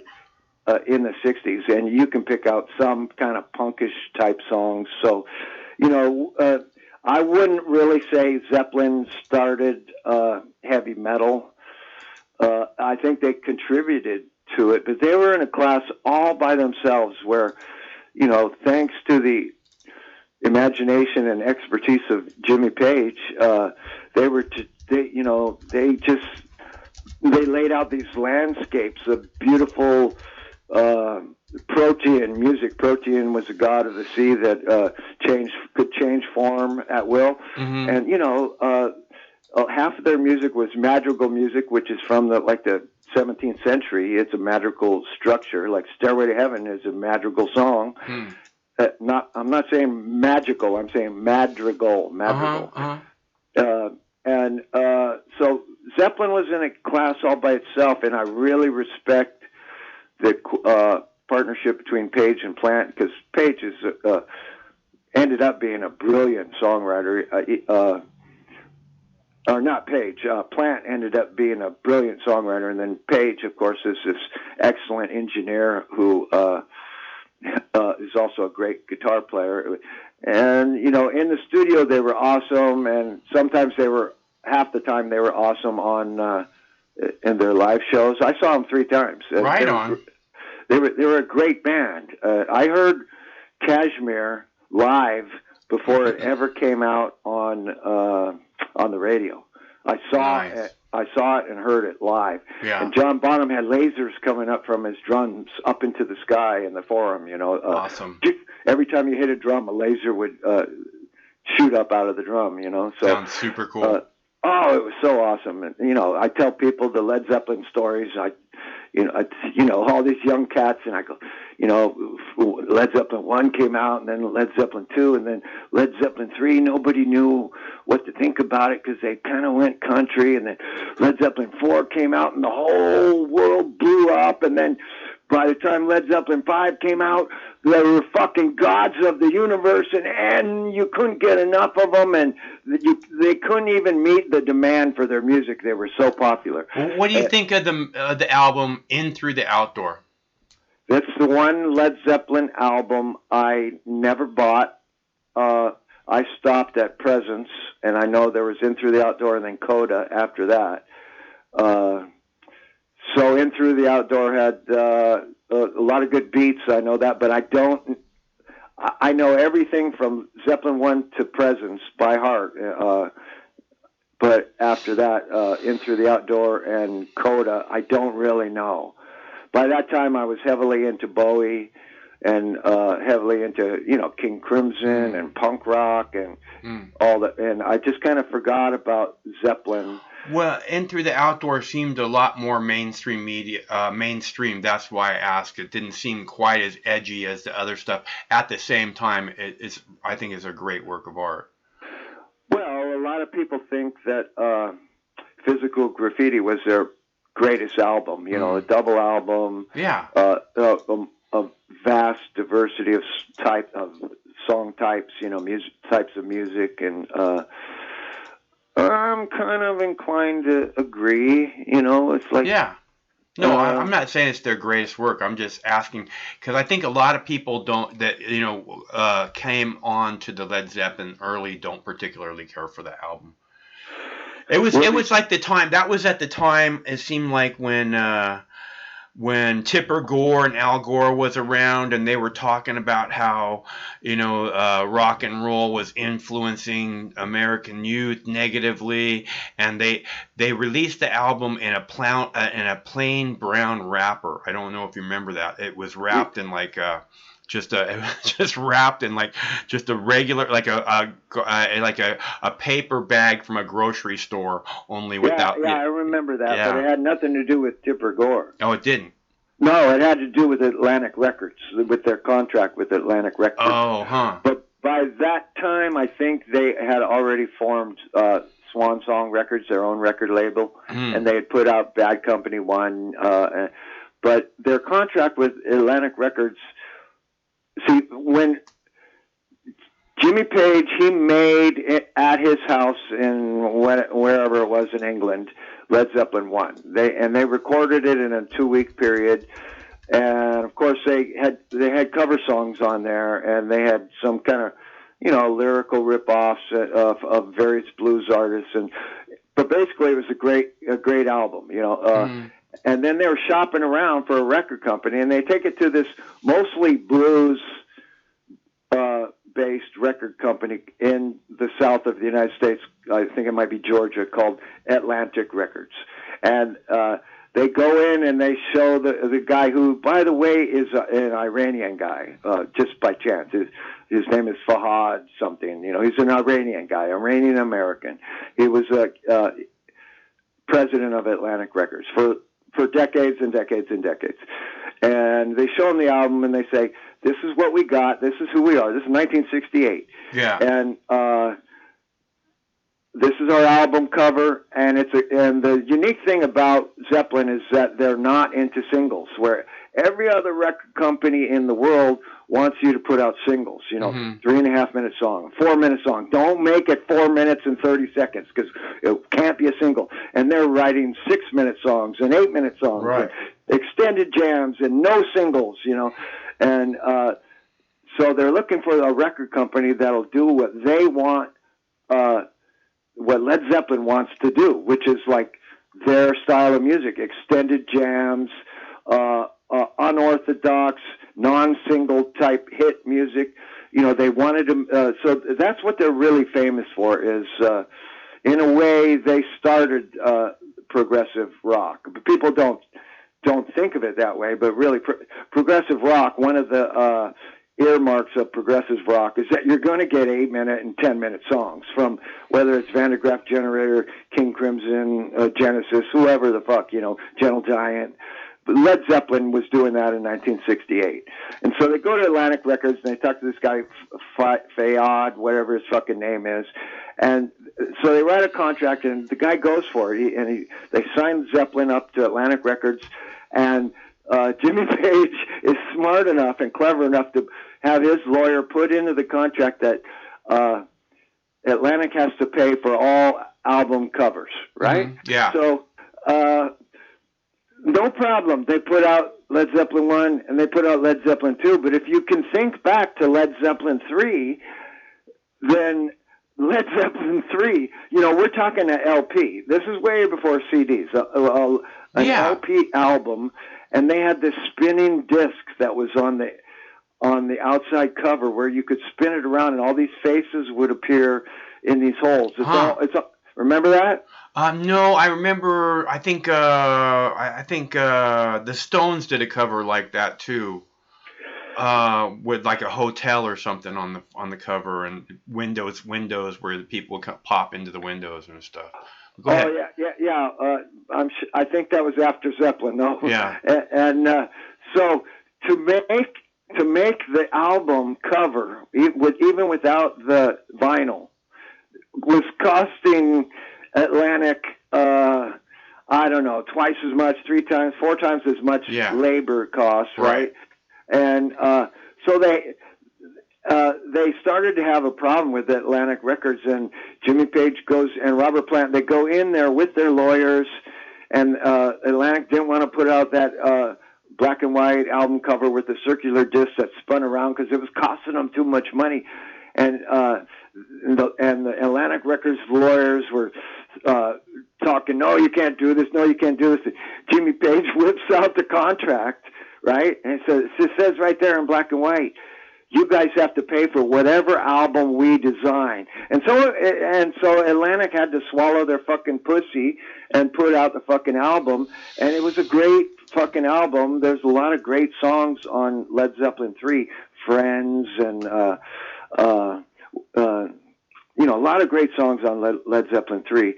And then they truly, and people were shocked because they recorded it all in this little shack in Scotland called Bronyar. It's just a little shack that they had a fireplace and electricity that ran half the time. And now where they live, Jimmy Page? Does he live there now? No. But they did go back several times. Jimmy Page bought Aleister Crowley's house in England, and this was in Bronyars in Scotland.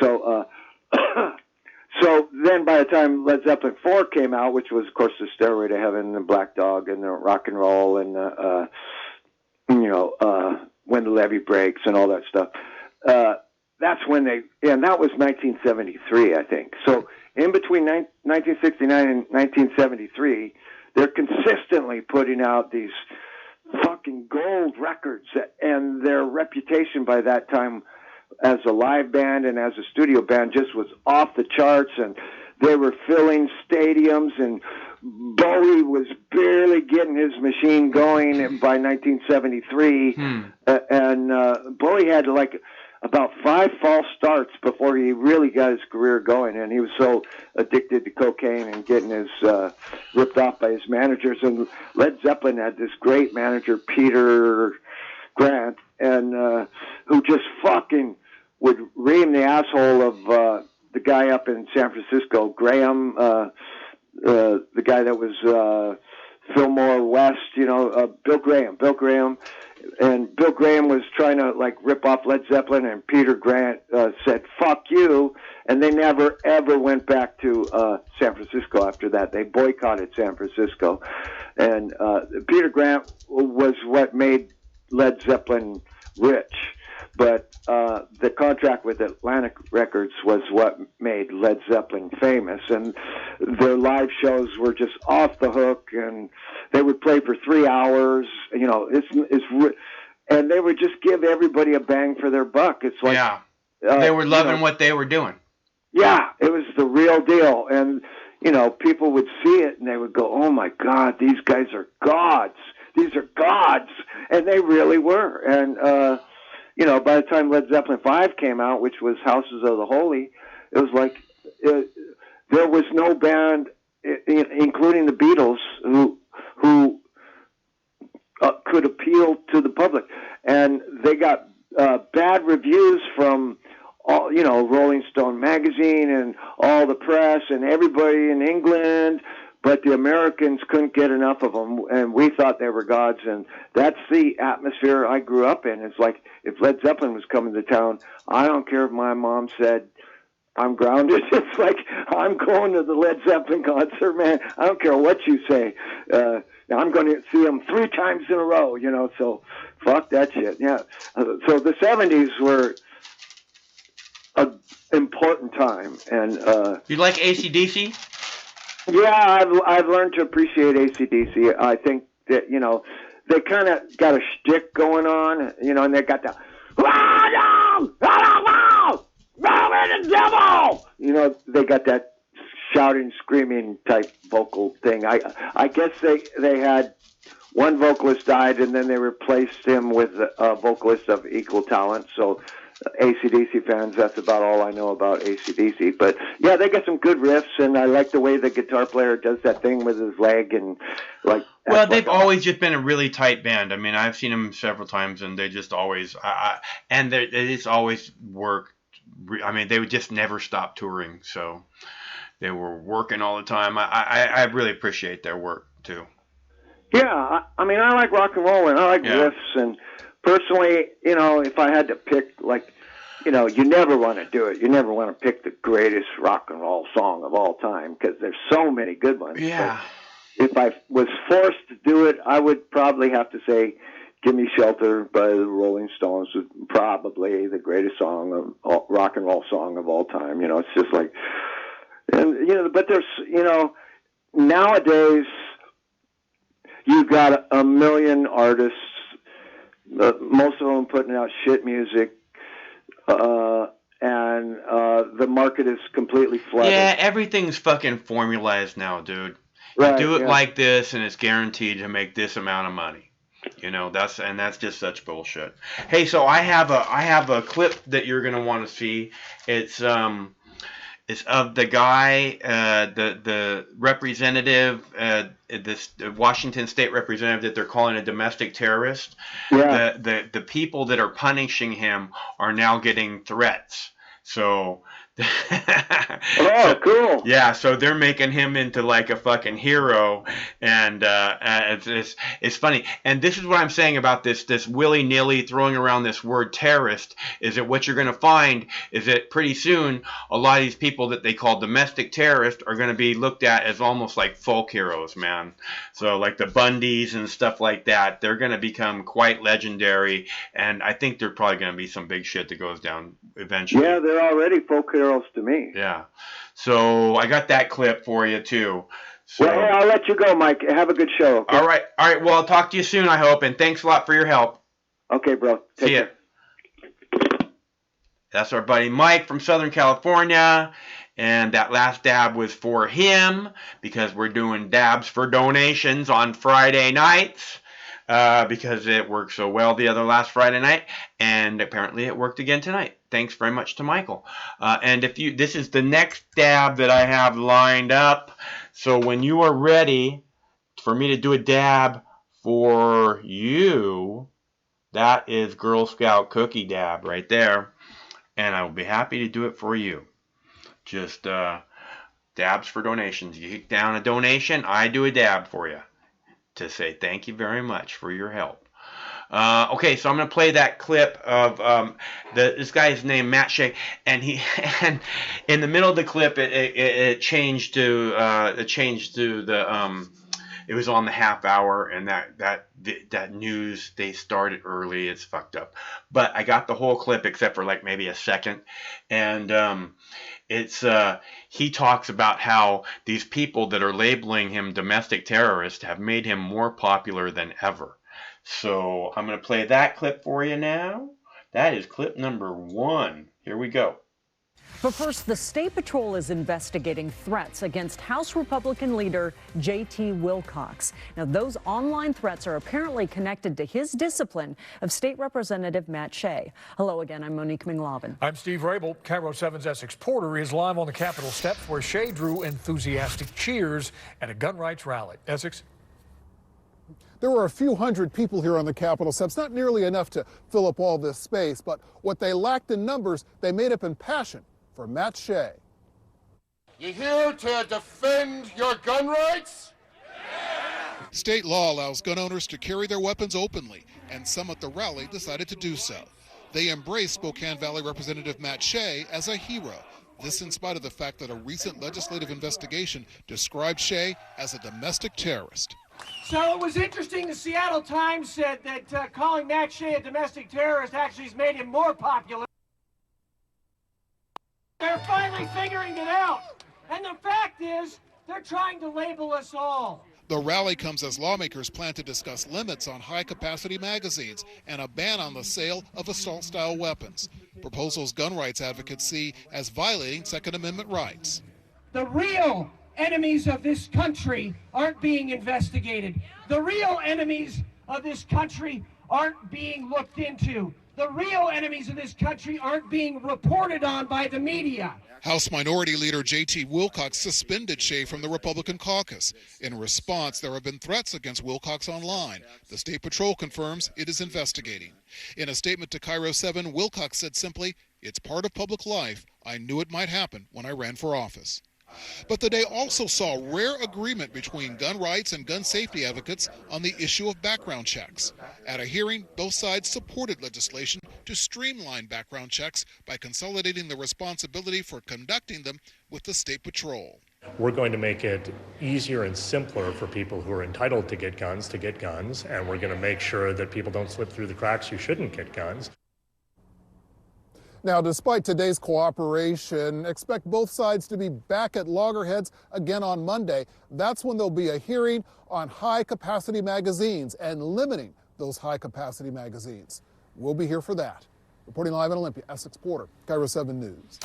Going in depth now, a detailed report commissioned by the Washington State House accused Spokane Valley Representative Matt Shea of participating in domestic terrorism dating all the way back to 2015. That report cited 3 conflicts with armed militias outside of the state of Washington that Shea had some involvement in. The most recent event was the 2016 armed takeover of the Malheur National Wildlife Refuge in Burns, Oregon.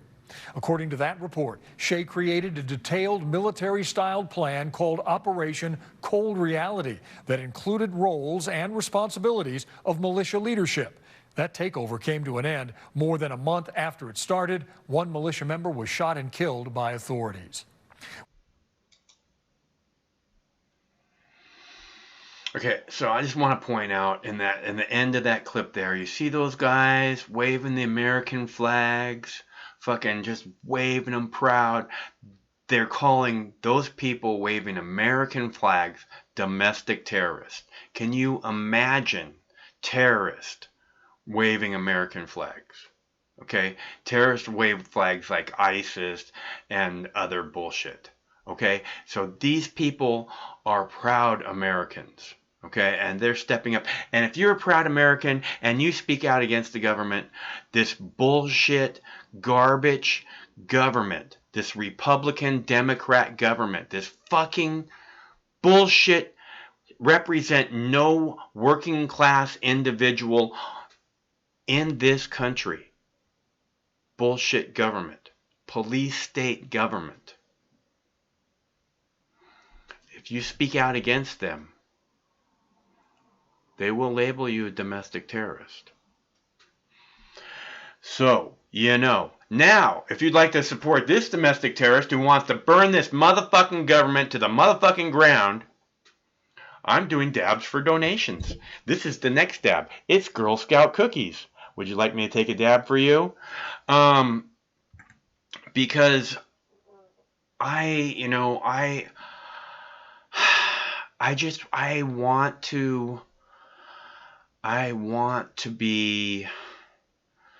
want something better. for all of us, right? I'm willing to stand up and be labeled whatever and move forward trying to fight for freedom. Okay, this government is the only roadblock to our personal freedom. This government, it's not the Chinese who has kept marijuana illegal from all the people who need it. It's not the Chinese, it's not the Russians, it's not the Iranians, it's the Democrats and the Republicans. It's the American Medical Association. Should be American for-profit medical association, you know, lying to us for generations, saying marijuana has no medicinal values, acting like it's worthless plant, and it's the key to so much. These people, you know, we deserve better, and we can have better. We just have to stop with all these stupid labels. You know, I mean, again, you know, I get it. We're all overworked. The working class man and the working class people are overworked and underappreciated and not represented in any way, shape, or form by the people who say they're representing us, by the people who we pay their paychecks. Okay, they're horrible scumbag human beings, Democrats and Republicans, who will, if we do not stop them, if we, you and I, do not stop them, will allow these wars and fund these wars to go on forever. Because they're scumbags who care nothing about anyone except for them and theirs. Okay, and we deserve better. If you're going to go and say, I want to represent the people, then you had better fucking represent the people. Otherwise, you're a scumbag and you need to go to jail because you lied to the people and you took advantage of the people. And because of that, we're 4 fucking years down the road now when we should have been fucking making shit happen 4 years ago. But we put our belief in a scumbag like you who did fucking nothing. Just kept the endless wars that we're going to pull out of going forever. Thanks so much, you giant piece of shit, Donald Trump. I get it. I know why you voted for Donald Trump. Turd sandwich, giant douche. Hillary Clinton, one of the most despised figures in American political history. I completely understand it. If I had to pick one of them with a gun to my head, I probably would have done the same thing. Unfortunately, I cannot act for one moment like I could support either one of those people. They're the scum of the earth, and they always will be. And they always have been. It's what they choose to be. So, let's see, I got another clip here. What are we going to play? You want to play Highway Shooter or, Virginia Gun Rally? How about, that'll go good with the domestic terrorist thing, right? So Virginia Gun Rally is clip 6. On Monday, there's going to be a Second Amendment rally in Virginia. I'm not sure what town it's in. And they're going to rally around the governor's mansion or something like that. And the governor has signed like an emergency law saying that you can't have any guns in this area. Ahead of this gun rally, right? And these people are all open carry, Second Amendment, you know. So there's a good chance that a bunch of people are going to show up with guns, and maybe the cops are going to try and act like that's not acceptable, and we'll see how that goes down, right? But I got that clip for you. I'm just setting it up so you know what's happening. That's clip number 6. Here we go, clip number 6. And next this Friday evening, word of new arrests at this hour amid the state of emergency in Virginia. The FBI arresting 3 suspected members of the neo-Nazi group The Base in Georgia. This after other arrests and authorities on alert ahead of a gun rights rally reporting credible threats from those alleged neo-Nazis. Here's ABC's Kira Phillips. Tonight in Georgia, police say 3 suspected members of a neo-Nazi group called the Base are under arrest, charged with conspiracy to murder members of the left-wing group Antifa. The FBI linking the case to the arrest of 3 other armed members who investigators believe were plotting to attend a gun rights rally in Richmond, Virginia, with hopes of starting a racial war. We have received credible intelligence from our law enforcement agencies that there are groups with malicious plans. Virginia's governor declaring a state of emergency, temporarily banning weapons from Capitol grounds. The state capitol on edge. 2 years after a neo-Nazi plowed his car into a crowd of protesters in Charlottesville, killing 32-year-old Heather Heyer and injuring dozens of others. And now police believe this man, Patrick Matthews, a member of the Base and a former Canadian Army reservist with explosives training, arrested this week in Delaware, trained with the 3 men now under arrest in Georgia. Kira Phillips with us tonight from Washington. And Kira, I know they're stepping up security ahead of that rally in Richmond. They sure are. Law enforcement sources telling me tonight, David, there is a much heavier presence of both local and state police. They don't want to see another Charlottesville. We're also told tonight some counter-protesters are also pulling out of the rally, citing safety concerns. David? Kira Phillips with us tonight. Kira, thank you.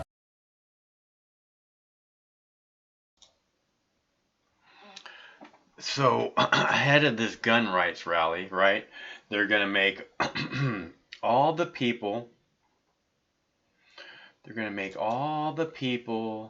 into, what do they call them? Domestic terrorists? Oh, no. They're changing all these Second Amendment people, right? Now they're not Second Amendment people. They're white supremacists, right? That's what's happening, is like all the Second Amendment people, if you support the Constitution, you must be a white supremacist, right? So this is what we got. This is the government. This is why we have to fucking this is why we have to get rid of these people. This is the only way we're going to fix this media problem. This is the only way we're going to fix any of the issues. The only way we're going to get a new infrastructure, the only way we're going to end the wars is to get rid of the Republicans and the Democrats. And the best way to do that, I guess we just all vote independents. You know, I guess, I don't know. I think again, if we can get Tulsi Gabbard, somebody says the war's never going to end. If we can get Tulsi Gabbard into the White House, if we get Tulsi Gabbard into the Pentagon as a Secretary of Defense, the war is going to end. Hello, caller. Hey, Mark, how are you doing tonight? I'm good. How about you, Chris? I'm doing all right. And I want to say off the bat, I'm sorry I can't donate to your fund tonight, but I'm glad that people have contributed to Mox News and that you're able to do some dabs tonight. And Chris, you've donated in the past, so you know I can't ask for more than that. So well, I'll donate when I have an opportunity, and that's a fact. But it's going to be a while. I know you will. But I wanted to talk about this. This whole context of like political violence in the context of like gun rights, like what you were talking about, what occurred at the state capitol in Washington and what's happening in Virginia right now. Uh-huh. And I agree with you that people need to stand up to power, and they need to assert their power for their interest. I absolutely believe that. However, I don't see that as what's going on necessarily. And that's just by examining what the ideology of the folks who are advocating for their rights are. So if they're advocating for their rights, and that inadvertently protects my rights, well, then I guess they're like a temporary ally, Mox, in a way. They're both advocating for the right to arms. However, the political agenda is very skewed, and a lot of people will not buy that. And the closest parallel that I can think of in my mind, and other people have as well, is the Weimar Republic. Are you familiar with that period of time? The what? The Weimar Republic, do you know about that? It was between 1920 and 1932. You know what that means? No, I don't know what the Weimar Republic is. The Weimar Republic was the only government that Germany had before Hitler came into power. It only existed after the Kaiser stepped down, and then they had a constitution, like the Constitution, and then there were political parties. And over a period of 12 years of time, the centrist political parties, like the Social Democrats, which would be like Democrats or liberals, and the more conservative, like Christian Democrats, which would be more like conservative, they had a stalemate for 12 years. But, unfortunately, they owed a shitload of money for being accused of starting World War I, which actually was an imperial project. So England and France and Britain all and Germany all were responsible for World War I, but Germany had to defray the cost. So their economy was totally fucked for about a dozen years, right? And in the course of this period of time, these two centrist political parties were like, basically had like stymied the government.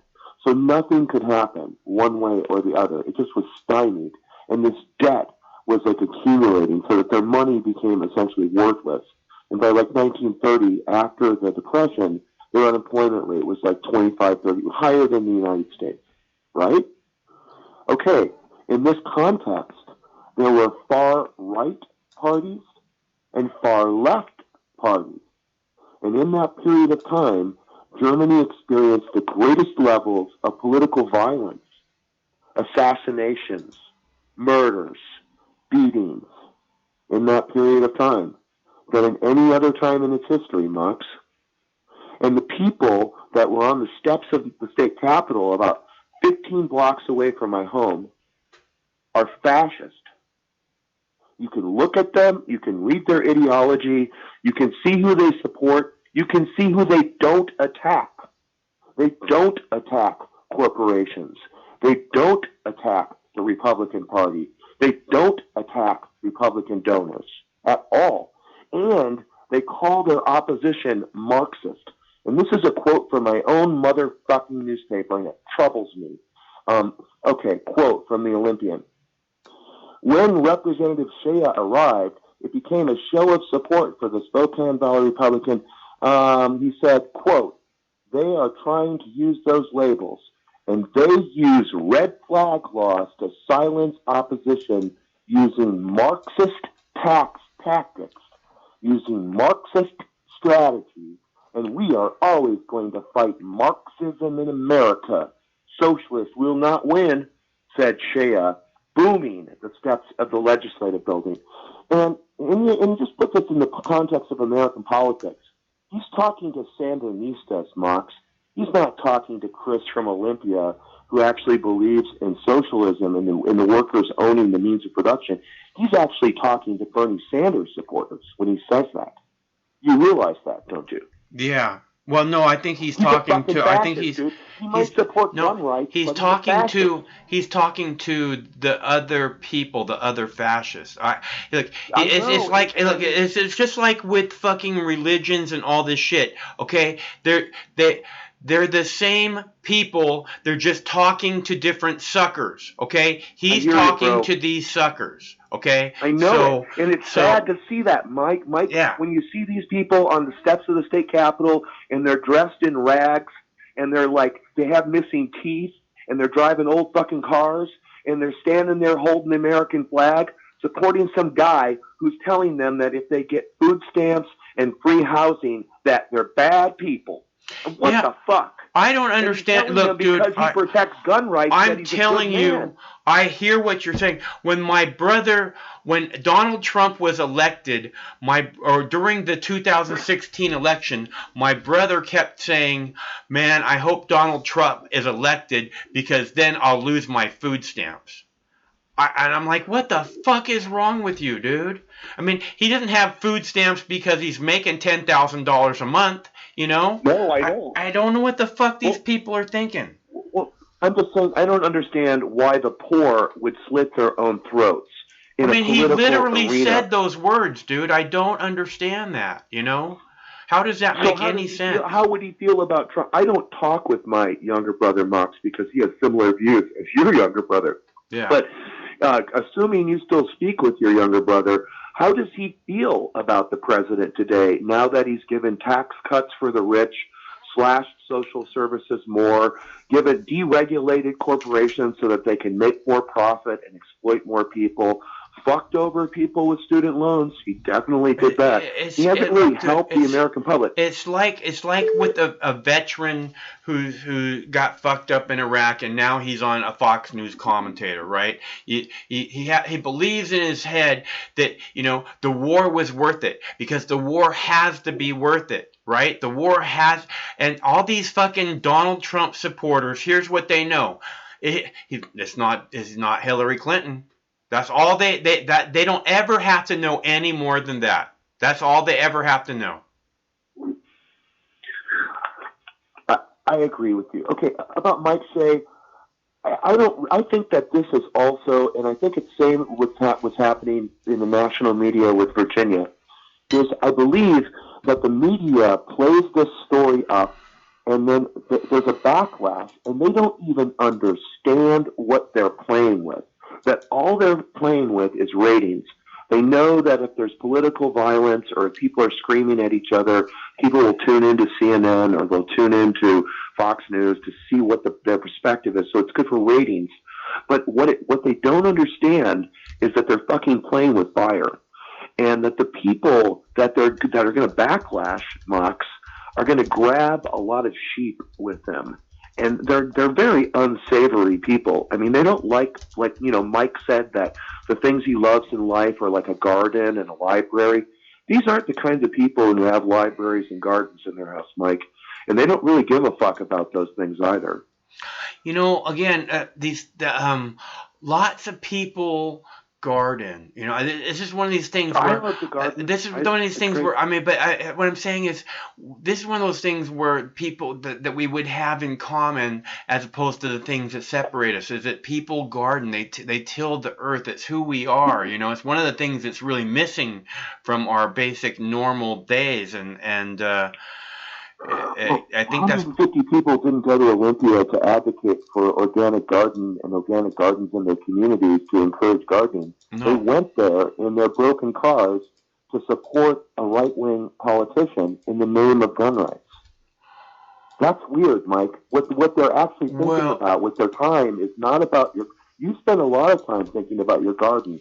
I have, like Mike, over 100 they're going plants. there I love to plants. they're going there to support someone who stood up against a fucking evil government, is the way they see it. Well, I understand that. I do understand that. And I think the government's evil, but for a lot of other reasons, right? That aren't getting very much attention when the news media isn't talking about like the real horrors of poverty in America. Or They're war. spending a lot Or of war. attention. Or war. Either domestic or foreign. That's correct. Anyway, what a weird thing. I mean, I certainly hope that there isn't more political violence, but what I mentioned in Nazi Germany is true. It's a historical fact, and the Marxists lost. I mean, the socialists also participated in violence. There was violence in the streets because the opinions were so. It was also true in Central America in the 1980s. And we look at it as like, well, those governments just killed a bunch of people. Well, not necessarily. There was like insurrection in the streets in Guatemala and El Salvador and in Nicaragua for years before those governments were overthrown, which meant that political forces were literally having, you know, violence in the streets in those places and in Germany. And that's what would not be a good thing, Mike, because people who are outspoken, you know, people like Glenn Greenwald, for example, who lives in a fascist country right now in Brazil, people like Max Blumenthal and Ben Norton, people like Abby Martin, all of those people are targeted in that environment, and that's bad. I think they're targeted in this environment too. Well, I think that's why Glenn Greenwald lives in Brazil. I think that, you know, that's why Abby Martin doesn't have a network job anymore. Yeah, that's why the person who did the work on Jeffrey Epstein, Corey Morningstar, she lives in Chile for Mint Press News. Yeah, a lot of independent journalists have chosen. The woman who made the movie about Edward Snowden, she lives in Germany, right? The person who created Tor, an American, he lives in Germany as well. They've left here because of the political climate. So there's a brain drain going on. It isn't like Wolko says that the average American just has an IQ of 90 Mux. It's that the people who could really help us out, they've left because they don't really see any future here. Yeah, I think those people are fucking chicken and the worst kind of people. Okay, because we need those. Well, if that's what the truth is that America is lost, well, then it's probably because of people like that, who could have fucking stood up and fought and fucking tried to lead to bring our fucking government back, instead of it being this rogue nation that goes around blowing up anybody they want. They fucking run away with their tail between their legs. They have a relationship with people like Chelsea Manning right now who are sitting in jail. Mm-hmm. So if it wasn't for people like Julian Assange and Glenn Greenwald and Edward Snowden, a lot of that information would have never been received to the general public. The question is are they going to go to jail for the rest of their lives like Julian Assange, or are they going to be assassinated like that reporter Michael Hastings from the Rolling Stone, or like Gary Webb, who revealed the information about cocaine trafficking in Los Angeles with the help of the CIA running drugs. Wasn't it Mike right? Webb? Those Mike people Webb. are dead. It was Mike Gary Webb. Mike. What? It was Mike Webb, I think, wasn't it? I thought it was, maybe it was Mike Webb. I thought it was Gary Webb and Michael Hastings was the reporter for Rolling Michael Stone. Hastings, yeah. Michael Hastings, though, actually had some airtime on TV, and Michael Hastings also was a good writer. I mean, he was a good writer, and they just axed him like in public. So, I mean, I think those are the voices we need, but I don't really see why a person would come forward in that role, Mike, in this kind of environment. You're asking for a lot from people. Like Julian Assange in Belmarsh prison. I'm not asking. Look, I want Glenn Greenwald to go where he needs to go to continue his work, and I want people that are supporting Julian Assange to go where they need to go to continue that work. Okay, but I also when you see people, it's like if I was to go to Canada, then I would feel like I was giving up on America.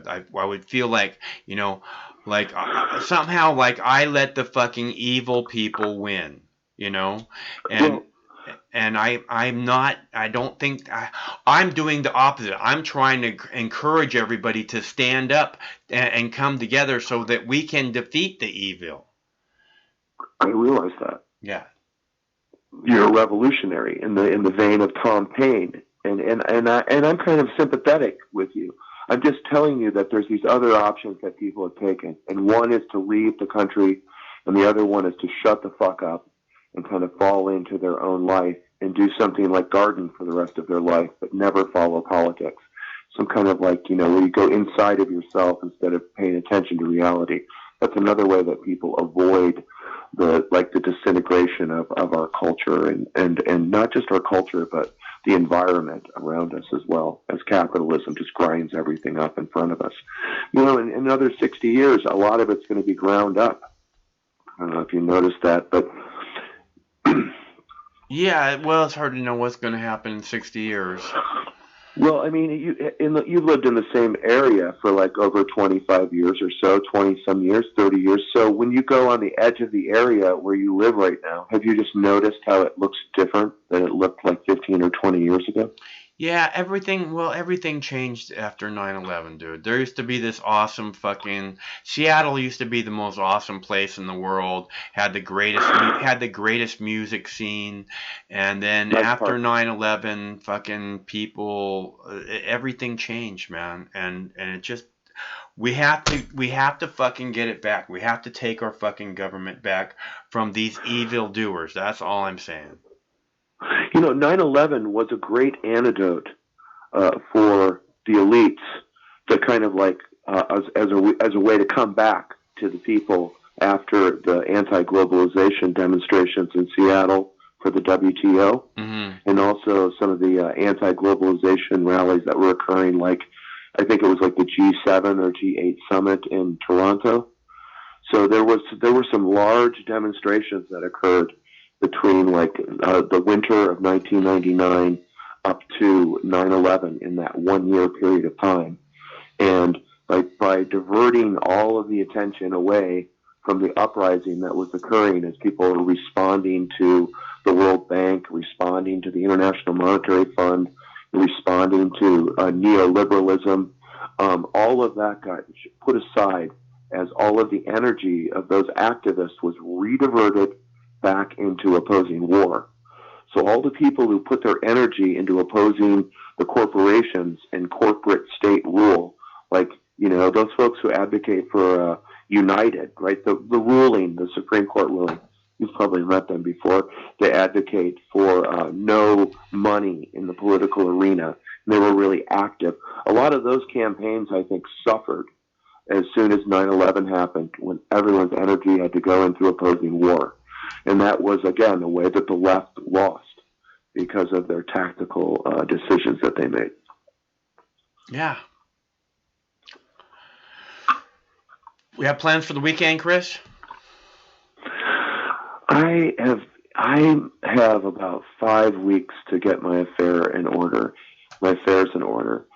And what Mike said earlier about having a yard sale, he said he had hundreds of plants or 100 plants. I don't have 100 potted plants because I live in a rental because I am not a landlord. But I do have about 20 or 30 potted plants that I have to find homes for in the next 5 weeks. So I need to organize that. And I looked at a cargo van online yesterday. Yeah, it looked pretty appealing. It was a 1987 Chevy G20 for $1,500 with only 100,000 miles. That sounds like it should go for a while. I know, and anyway, I have to have a mechanic look at it, but that's on my list of things to do. And, tomorrow I have to go to the furniture outlet. There's a place in Olympia where they gather furniture from people who don't want to take it to the dump, but want to see their furniture reused. So I have to take like 4 end tables and a cabinet and a table, just a whole garage full of furniture, to the furniture outlet and give it away. So that they'll be able to go. Do you take apart your piano? No, but good news on the piano. I did have a friend come over, a healthy person who is healthier than me probably, and he agreed to help me break it up. So if I can't get rid of it in 12 days, I have an appointment to have it smashed into 1 million pieces, which I'm happy about. You should film it. I think I am going to film it because I think I can film it and then maybe edit. I'm not really a videographer. Wow. It'd be a new experience for me. But my friend is younger than me, so he'll be able to help me figure out how to use a video camera editing software. Try and use a webcam and do like a time lapse. So it's not a 3-hour video; it's like a 10-minute video. It's 3-hour video broken down to 10 minutes. You know what I'm saying? Yeah, well, that's on the horizon. And then I have 3 doctor's appointments next week. So that's also on my horizon. So anyway, life goes on. And I do feel for those people who were at the state capitol today, Mike. I feel for all poor people. And, there's pretty visible. You can just look into the audience and see who the audience is. Who is it, right, that's pissed off? Or who is it that's buying the line? I mean, it isn't that goddamn hard. And people make fun of Hillary supporters and Democrats all the time because it's really easy to see who they are. Well, look at who that crowd is at the state capitol. And they're being bamboozled, man. And I think that they believe their rights, and they have every right to assert their right, and maybe this person is giving them that opportunity. They just, but if you read they just hate what the that person They says, just hate the government, Chris. They hate the fucking government, like me. I mean, I hate the every word the government says to me. I just can't believe them. You know, and it's the same. And the other thing is, yeah. I do. The other thing is if the Republican Party censors somebody in their own party, I mean, you know, these are private political parties. We learned that with the DNC and Bernie Sanders. Like they said in court or something. These are private political parties. Right. So the Republican Party has you know, controls whatever 40% of the Senate or the House and the state legislature. It's their prerogative where they want him to sit, what they want to say about him. That's their business. And I don't really think that the legislature has much to do with that. That has much more. They may censor him, but that isn't uncommon either. Politicians are censored all the time in the United States for different reasons. It's not an unusual thing. So-and-so did something, we don't like it, blank, blank, blank. Yeah. You know, it's not that big of a deal. So, again, my question is, why is the media, why is King 5, why is Como, why is the Olympian, why is the Seattle Times, why are they, like, emphasizing the story? I guess they can't ignore a demonstration, but, I mean, they seem to be emphasizing it a little bit. Just a note, no big deal. Well, it's you know, it's that they're taking action against this guy. The people are rallying, and they're making, like he said in the video clip, they're making him more popular than he's ever been, and now the people that are punishing him are getting threats. So there is a story there. That's why they're doing it. You know. And we still don't have $30 car tip. Right. That was supposed to happen like 15 days ago or something. It hasn't happened. Yeah, well, people are pissed off about that. You know, the poor who pay those fees and taxes, they're not happy about that.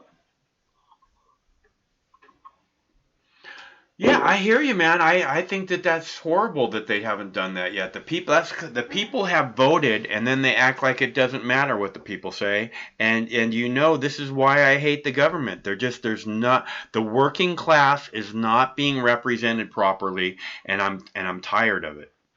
It was certainly true with legalization of marijuana in Washington State as well. They dragged their feet. They didn't listen. They didn't pay attention. They didn't even listen to the medical people. They didn't listen to anybody. They just had their own agenda. And then they grouped it together with alcohol. So when they make the substance eligible to the public, y'all can use the substance now. But we're going to put it in the same department as the gangsters who run the lottery and the alcohol. Yeah. Does that make any sense? It's the way that, you know, this... these people are just evil. The government just doesn't represent any of us, and that's why I'm so tired of it. You know, if I felt like it was representing us, you know, then I might, but it's just not. There's the working class people are being screwed over, and it. Why are they being screwed? I mean, these people go up there, we give them our support, we send them their money, we send them to Washington D.C., we pay them, and then it's not enough for them to fucking represent us. Okay? It's because the corporate managerial class believes that they're right, and they're parochial. They talk to us like we're fucking children, and we're just supposed to pay attention to them. And it doesn't matter if they're Republicans or Democrats, or if they're corporate. You know, it's about corporate state. Like, you know, our government is fused with these corporations, and until we recognize that, every aspect of our life, from the criminal justice system, you know, to everything in our life, it's all integrated with the private sector. You get a DUI, you got to pay a private contractor to have a ring on your leg or something. Tell them where you are. Right. You don't go through the state. If you want to buy insurance, like I understand insurance on a certain level, but I believe the state should offer that. So the state of Washington says, I am obliged to have automobile insurance. Well, then fuck, you offer it to me for like a fair price. Right. Instead of forcing me to go into the marketplace to pay profit on top of whatever that fair price is. So there's so many ways that corporations are integrated into our life. Yeah. And until we address that, we're never going to be free. So we can rise up against the government, but that isn't a solution until we take over the government, and then we have to figure out a different way of how we interact with each other, from the workforce, in the community, on a national level, on a local level. We just have to have new rules, I think. We can keep some of the good ideas, like the 10 amendments to the Constitution. Love those. Keep some of those. But I'm saying the way we structure government it has to be changed. And a lot of people are aware of that, I believe. This is what I keep saying, so I'm very aware of it. Bernie Sanders, even Bernie, deep in his heart, I think actually fucking knows that that's true. I think he does. I think he knows that's true. I think he's looking like the best chance right now to beat Donald Trump, although I really want to continue to support Tulsi until after the New Hampshire election, at least, or primary. Pro-peace candidate. What's that? All right, I'll let you go. Okay. Thank you very much for your time and hey, for Chris. the show and for the other callers, too. Keep the faith, man. We'll get through it. Thank you. Peace. See ya. That's our buddy Chris from Olympia. And we are doing dabs for donations today. And every Friday is dabs for donations. So if anybody's interested, kick down a donation and I'll fire it up. So far, Michael from Southern California has kicked down a donation, and that was very nice of him. And I did one dab for him. And I did one dab for me at the beginning of the show. Oh, we have an incoming call. Oh, I got the do not disturb on. Sorry, I put the do not disturb on. You'll have to call back. So the do not disturb is off because Craig told me to put the do not disturb on when other callers are on the phone, because otherwise it goes beep when he's editing his the podcast, which you can find on Anchor FM. Hello, caller. Hey, Moxie. It's Jason. I have talked to you a while back. Right on, Jason. How's it going, bro? Not bad, actually. I'm kind of a little bit dismayed, to tell the truth. I'm hearing a lot of craziness about what's coming down here in Virginia. Well, are you worried about it or something? Well, no. I'm upset about the hype. I'm upset about the narrative that's getting cast. Oh, right. Everybody, all the people coming down there are white supremacists, right? That's not the case. I know. I hear you. I don't believe that. Good group. I see. The BCLD is a good group. I don't know that group, so I'm not going to defend them, and I'm not trying to put them down. I am a proud Second Amendment supporter, always and forever. I think the founding fathers were brilliant in why they put the Second Amendment in there, and I will always stand up for it. Right. Well, I mean, what I'm hearing is that everyone's upset about this becoming another Charlottesville. That's the way the media is trying to paint it. Anytime that the protests are going against the narrative that the media is, which is we got to take all your guns away in order to make you safe, they have to paint the people that are standing up for, as proud Americans do, standing up in the streets to demand their rights. The media will always vilify those people, just as they did the anti-Iraq war supporters, just as they did the Occupy protesters. Well, I mean, like Antifa, interestingly enough, I'm not a fan, by the way, of Antifa, but Antifa this is going to be the first time in history that Antifa is going to be standing up with MAGA hat wearers marching in support of the right to bear arms. It's just, this is an incredible point in history. And No, there's not going to be violence. If there's violence, the majority of us who are marching in solidarity will turn on the people who are popping off, right, and put them down. Well, do you think the cops, with the gun ban in place, do you think the cops are going to be trying to stop people from open carry and stuff like that? Oh, no. Northam has put a ban on any weapons in the capital area of Richmond. So, yeah, the cops will be out there enforcing, trying to keep weapons out of the area. Don't you think that could start some violence? Well, I mean, that's the sad thing, to tell the truth. VCLD, we wanted to, like, really good relationship with the police force. Yeah, good. And before this had happened, or before Northam had decided that he saw some Facebook posts and whatever, that some bad elements were coming in, the community that was marching was fully prepared. We don't want police officers who are just doing their jobs. We don't want them to have to put their lives on the line because some jackass pops off. We were going to take care of that so that they didn't have to. Yeah. Well, does that mean that you're going to discourage people from open carry?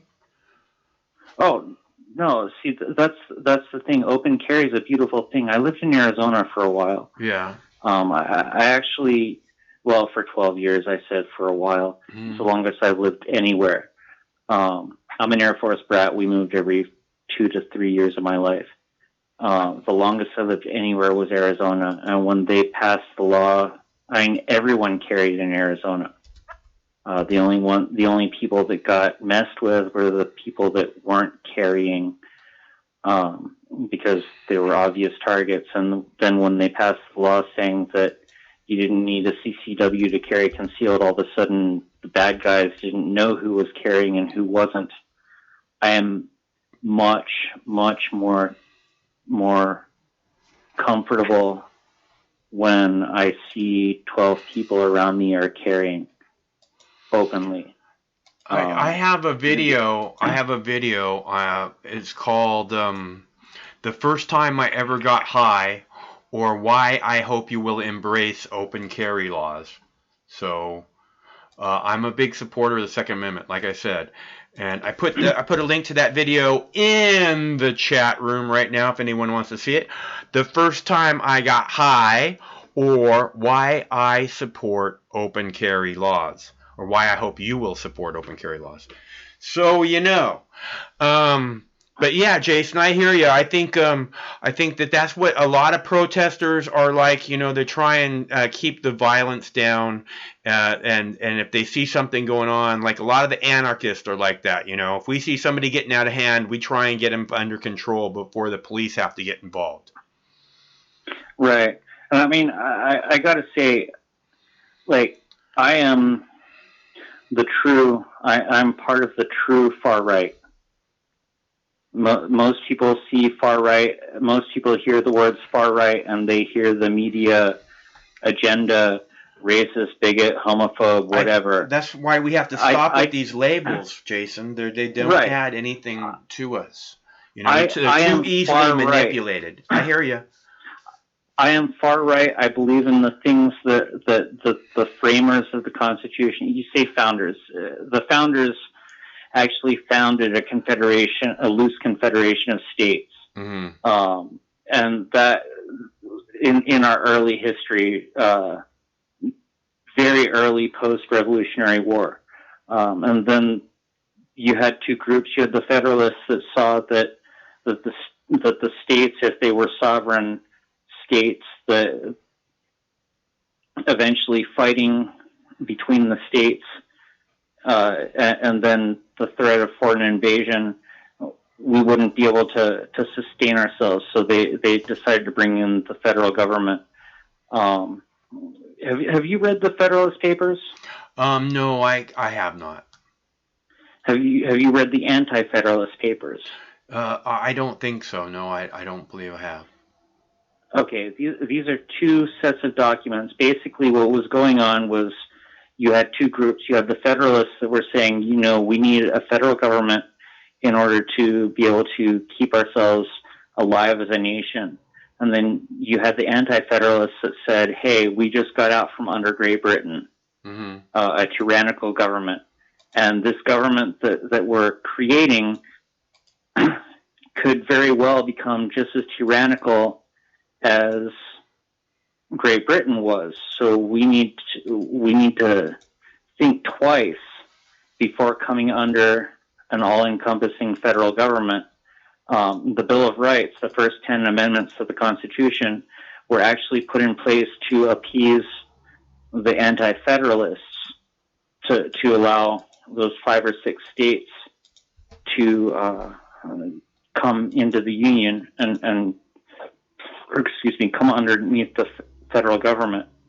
But to understand those amendments and why they are in place, you really need to read the Anti-Federalist Papers and the Federalist Papers. The Second Amendment is actually tied directly to our actual founding government, or our actual founding document, the Declaration of Independence, where it says that if a government becomes too tyrannical, it's the duty of the people, after all legitimate means to work within the system have been exhausted, to rise up and overthrow, blah, blah, blah, blah, blah, blah. Right. And that's why, that's the actual reason we have the right to bear arms. Right. It has nothing to do with hunting. Down to it. It has nothing to do with Right. hunting. Yeah. Exactly. But it's. I always like to put it like this, Jason. I always like to say the founding fathers. I don't know. You don't like that word, I guess. But the founding fathers, when they're writing this, they said the first thing is you have the right to live your life the way you want, and the second thing is no one can ever take that right from you. And as long as basically that's what the right wing, that's what the far right is all about. As long as you're not hurting anyone, you can do whatever the hell you want. Yeah, well, I think that's a more libertarian kind of stance, Libertarian as far all right. Conservative. It's conservative, but see, the conservatives of today are not those kind of conservatives. They're social conservatives, and social conservatives aren't anything like that. Aren't anything like real conservatives. And that's what I'm saying. Real conservatives, real right wing, they are trying to conserve that's what it all comes down to. Is what are you trying to conserve? If you're European, you're trying to conserve the old school governments of monarchies and fascists and all of these things. You're old enough, I'm old enough to remember what fascism is truly like.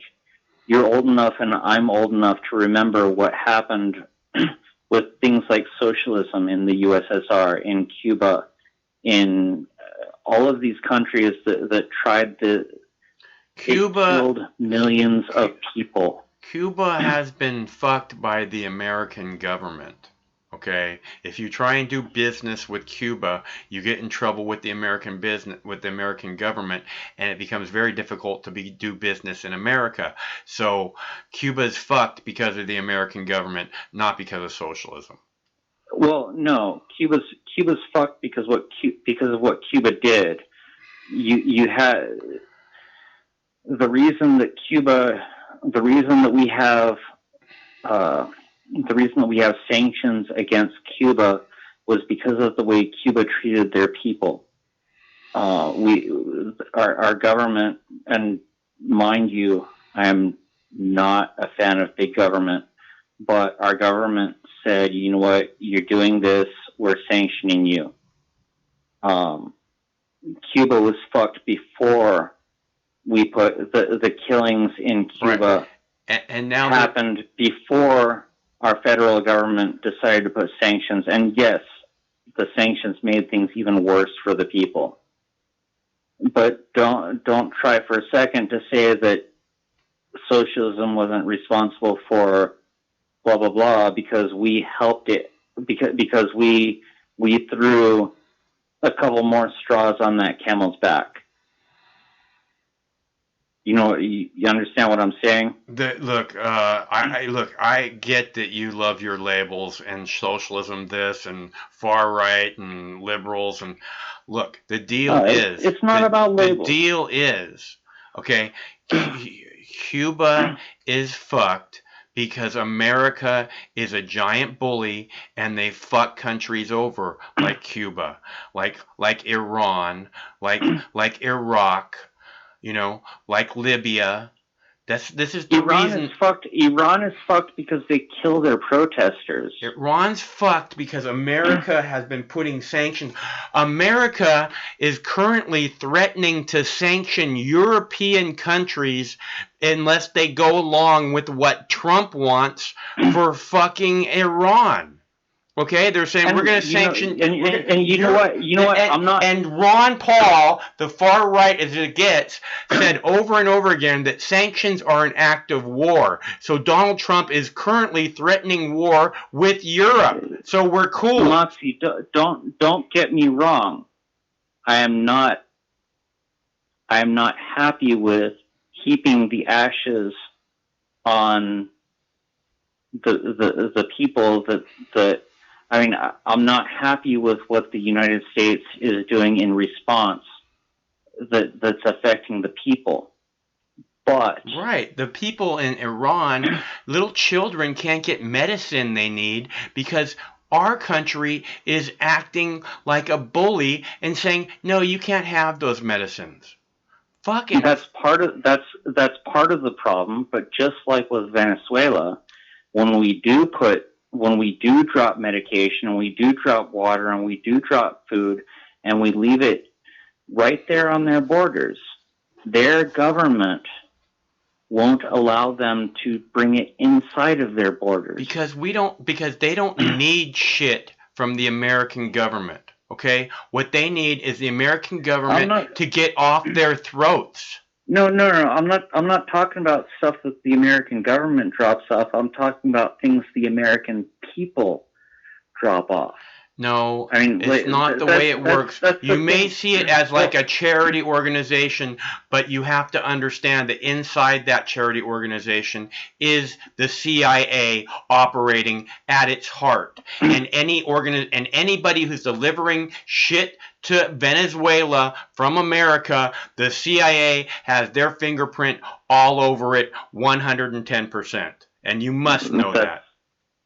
No, actually, because I've been part of these groups that are trying to deliver aid completely independent of the government. And I've published articles about the fact that the governments are using these charities and organizations that deliver aid to. The CIA is all over them, dude. I don't know how you can't know that. I mean, if you're looking at the news, I posted stories about this. I'm in the middle of it. Yeah, is what I'm telling you. I am there. Mm-hmm. I am part of organizations that are trying to deliver aid. No, there is no government involvement. We are spending money to book private planes to drop this stuff off. It's yes, there is CIA involvement in some of the groups, not all of the groups. You got to realize there are some people, there are some Americans out here who actually care and actually independently of the federal government. There's a lot of Americans who care. Okay, there's a lot of Americans who care, and that doesn't and you should be able to realize how infiltrated the CIA is. Okay, and they're able to get in. They get into these protest groups, dude. They're all over. These other groups you're talking about, they're infiltrated into those groups too. You know, they're going to be protesting in Virginia.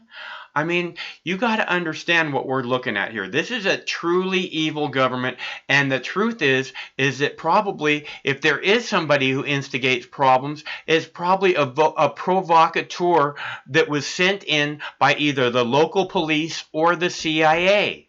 We've watched this happen again and again and again. Well, no, see, that's the thing that you don't get, Moxie. They don't have to. They don't have all they to, have to do but is they love to. No, let me finish. They don't have to. All they have to do is sit back and watch, because we are already so polarized, and we have been for quite some time. Which is they're doing also. Operation Northwoods and a whole bunch of other fucking things like that. It's like people talk about, oh, the devil made me do it. The devil doesn't have to make you do it. You do it yourselves. And that's what's going on in our country right now. We're so unfocused. We don't have some like back in the day. We used to have to fight against nature. We used to have to fight against sickness. We used to fight against illness. Life has gotten so easy for us. We don't have plagues like we used to have. So we don't have something common to fight against. So we turn in on ourselves. And it doesn't take any governmental. Now, and again, don't get me wrong. I've been thinking so strongly about getting into politics. If I were to get into the presidency, I would be fighting to kill executive power. Yeah. I would be fighting to shrink the hell out of the executive administrative state, because exactly what's going on here in Virginia right now, we have 51% that lives in the cities enforcing their tyranny on the 49% that lives in the bulk of the rest of the state. They live happy in their little cities, and don't get me wrong, I can understand why when you're in a city full of high-rises that you don't want someone with a 45 or a 50 cal sitting in their high-rise apartment, and someone breaks into their house, or into their apartment, they shoot the guy, it flies through and they're trying to rape and kill people. Legitimate bad guy, legitimate case of self-defense. The person shoots the guy in defense of his own life and defense of his family, and the bullet goes through his soft, fleshy body, kills him, but also goes through the wall and kills the baby in the crib on the other side of the wall in the next apartment. Well, that's why you have hollow. That's why you have hollow points for close combat situations. Okay. No, even a hollow point, unless you're talking about a 22, even a hollow point will fly. Unless you're talking about a 22, very small caliber, will go through and it will still be lethal on the other side of a piece of drywall. A piece of drywall, but maybe not a piece of two pieces of drywall and 2x4. No, even two pieces of drywall.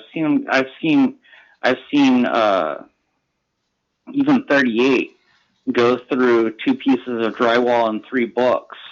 Yeah, and look, the number one thing I say again and again, bullets travel. I've said this 100 times. Bullets travel. Okay, I see cops shooting in neighborhoods where they're fucking firing hundreds of rounds and shit. Okay, again. Let me finish. I understand why someone in a city would have that full of high rises, where that is where most people live. I can see why they would want to have certain restrictions on what people are firing in their homes in self-defense. That has absolutely nothing to do with what people in the suburbs and the rural areas should be able to have and carry.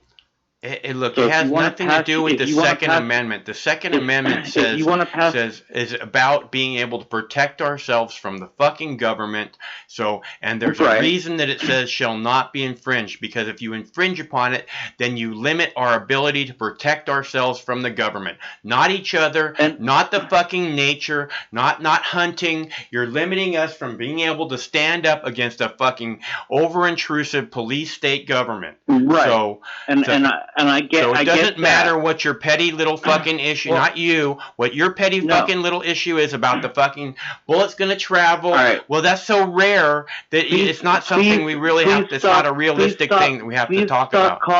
Please stop calling me petty. I'm not talking, I said specifically not you. I said specifically not you. I said not you. Petty little issues, not you. I said... I said that specifically, and then the reason I'm saying this is because you're presenting that argument. It doesn't matter what your argument is for why there should be gun restrictions.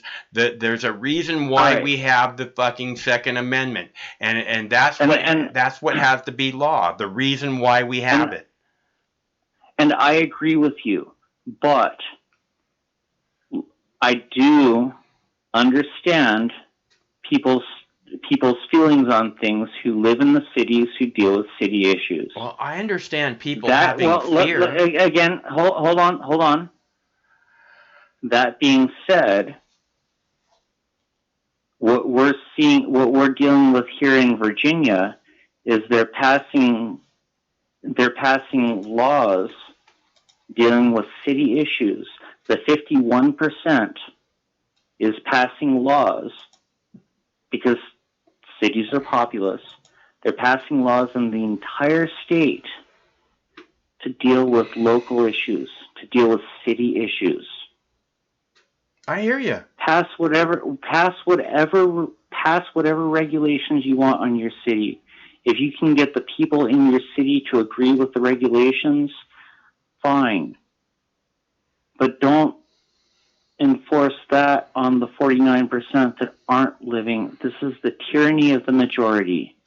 This is why we have the Electoral College. This is why we have 2 senators per state. You're right. Because the majority lives in a small area and they don't have the same issues as the rest of the nation.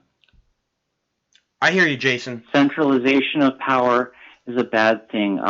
If I was back in the day, back when they were making the decision, I would be an anti-federalist.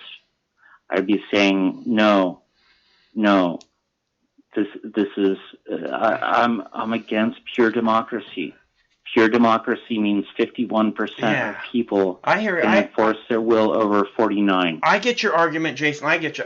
Listen, I gotta go. I gotta take a break. So, thanks a bunch for calling. It's good to hear from you again. I hope we talk again soon. Okay? Yeah. Enjoy your rally on Monday. Thanks. See ya. Okay, I'm gonna play a clip for you guys. I got a clip of highway shooter clip. What clip is that? Clip number 3. I'm going to play this Friday night. The alleged highway shooter arrested in North Carolina tonight, accused of shooting at least 20 cars over 2 days. Tonight here, the images of shattered windows, and authorities now say the shooter is just 14. Here's Victor Oquendo. This car window shattered by a suspected highway sniper. It was still just mind-blowing and still shocking to say something like that. It all happened along US 264 in North Carolina this week. Authorities say at least 20 passing cars were shot at and damaged with a high-powered pellet rifle.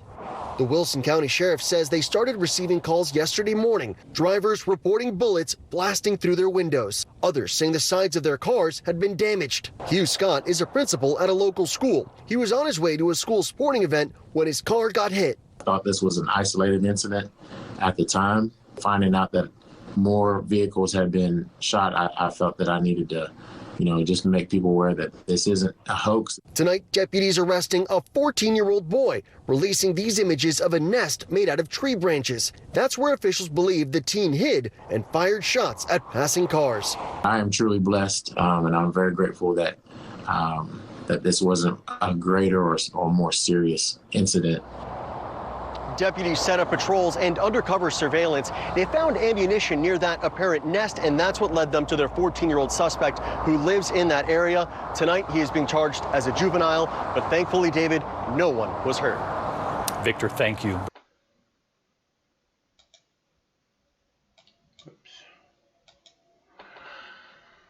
So that's some scary shit, right? A 14-year-old stuck in video game mode with the fucking gun. So that's I understand why people. That's why we have laws that say, you know, you have to be this age to purchase a gun. I mean, that's partially why we have laws for that. Like I said, I got my first gun when I was 9. I think that this kid probably hasn't had proper training, would be my guess. Although, hitting 20 cars, hitting 20 moving vehicles is pretty good, I must say. It's not easy to hit a moving vehicle. So, let's see. That's all my clips for today. I have a fucking tiger clip. You want to see a fucking tiger clip? All right. Normal day. We're just walking along, having our normal day. And all of a sudden, wait, did I see a tiger? No, there's no tiger there. Tiger! Fucking tiger! Wait, no, I didn't see a tiger. What are you talking about, tiger? Okay, so I hope you all have a great weekend. We're doing the call-in show every Monday through Friday at 7 p.m. Pacific. Oh, look, we have a call. You need to press 1 to take this call. I pressed 1. Hello, caller. Oh, hello. Hello. Hey. What's up? Nothing much. Okay. Well, thanks for calling. You have plans for the weekend? Yeah. Great. Good for you.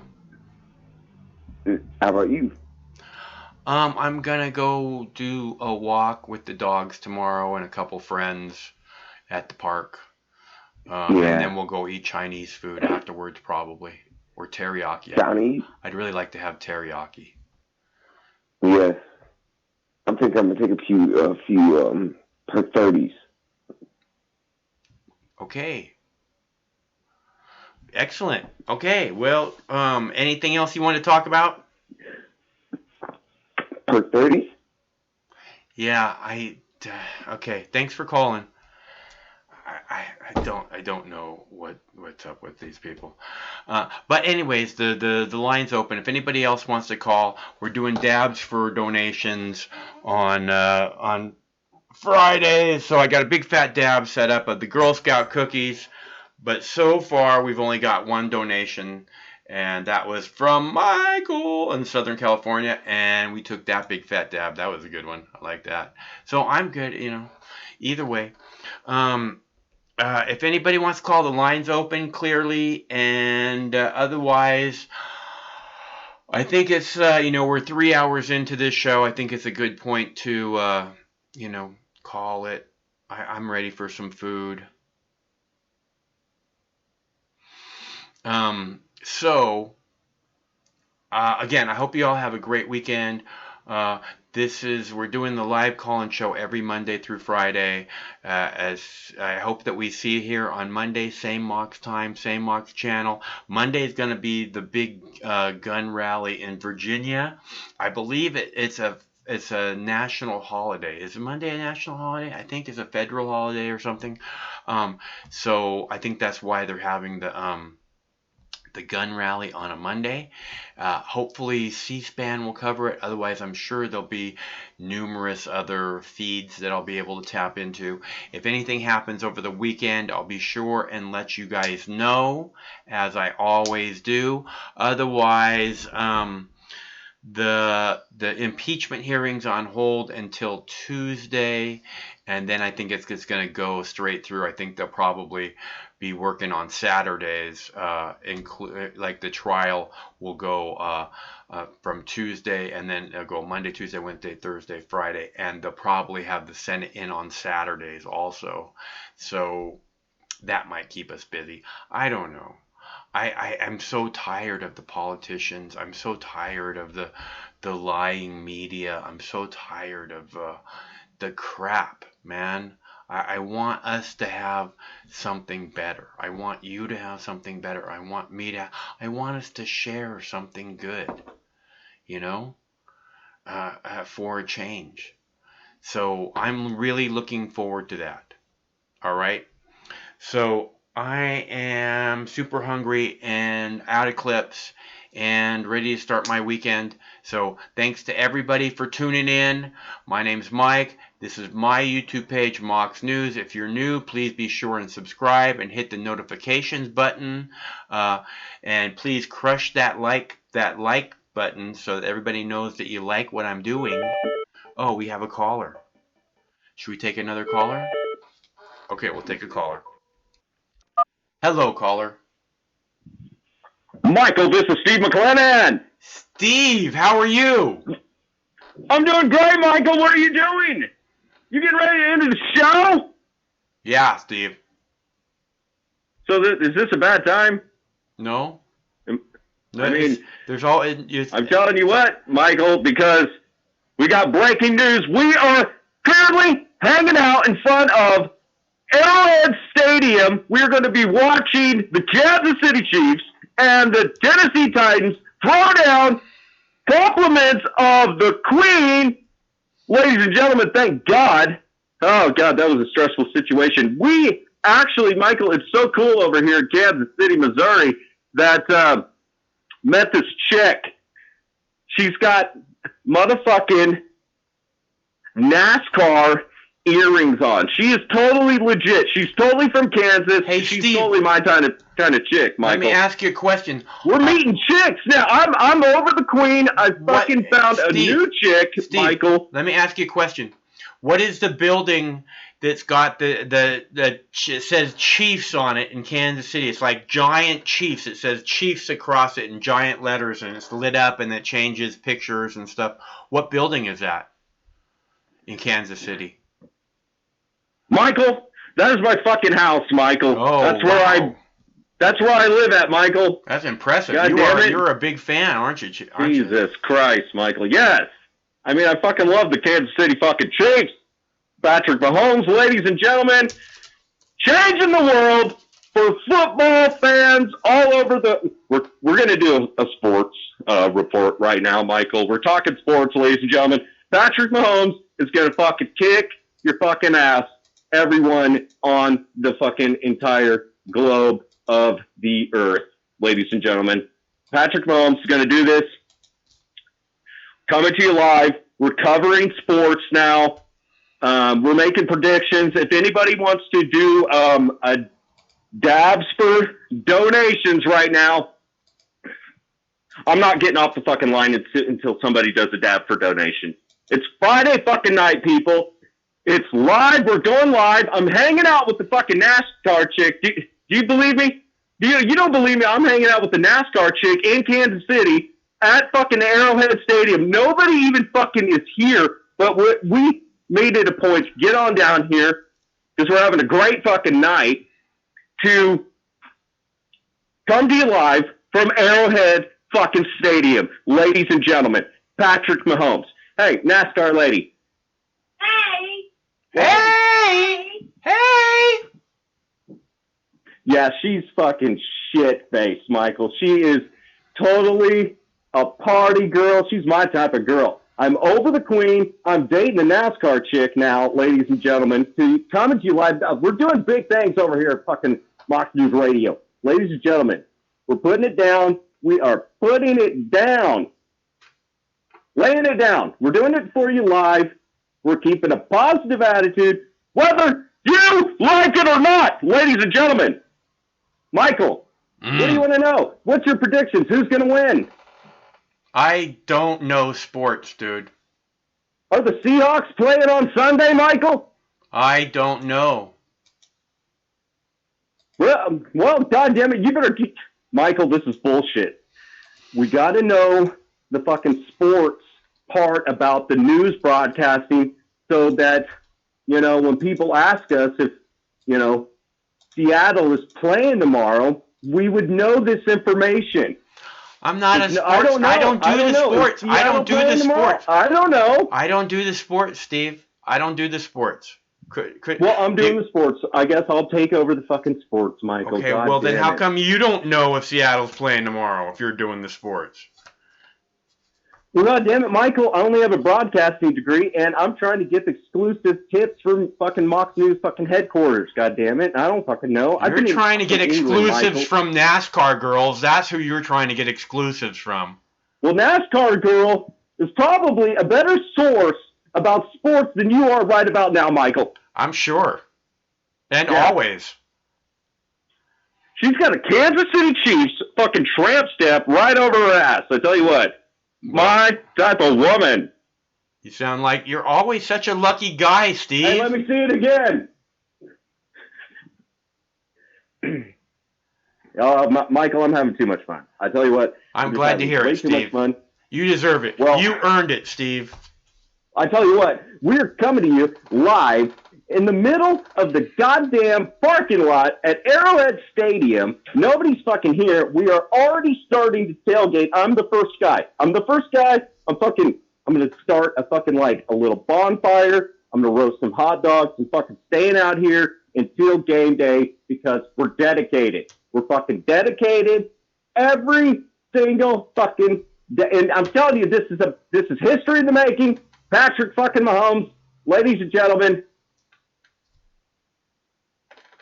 I'm speechless. We just love the guy. He's super cool. We love the dude. You know, everyone loves him. So we're going to cover it. We're tired of this shit. God damn it, Michael. Everyone is just trying to bitch and moan and fucking, I'm telling you, there's going to be a lot of bitching and moaning from the goddamn Tennessee Titans fans. Oh my God, Michael. I hope I did not jinx myself just now. Oh my God. I got to get off the line here. I'm having a panic attack. I tell you what. I'm having a panic attack. All right, what Steve, if they lose, Michael? What if they lose, Michael? No! You enjoy your weekend and your NASCAR girl, Steve. We're doing it. We're doing it live. I bet you are. We're going to do it live on live stream. Excellent. If I fucking wouldn't have forgot the live stream gear in England, Michael, but fuck it. You know, the Queen, she has it. All right, we're out. Talk to you again soon, Steve. Keep up the good work. Get far over now. See ya. Stay safe. Bye. Bye. He actually hung up that time. It actually did sound like he had someone else in the room that time too, huh? Keep up the good work, Steve. What's up, Maui Angels? Haven't seen you for a while. Okay, so we're doing dabs for donations. How many donations did we get? How many donations did we get? We got no donations. Oh well. All right. Thanks so much for tuning in.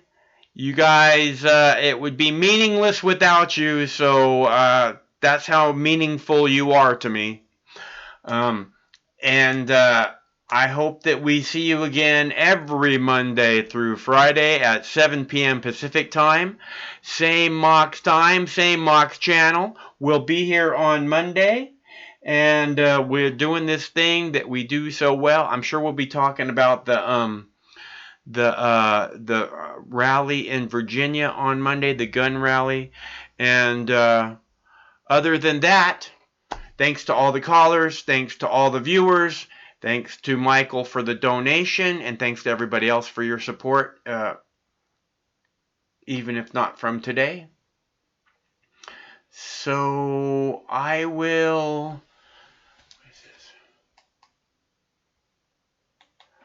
I will talk with you guys again on Monday, unless something really big happens this weekend. Otherwise, I'm going to try and plant some seeds this weekend.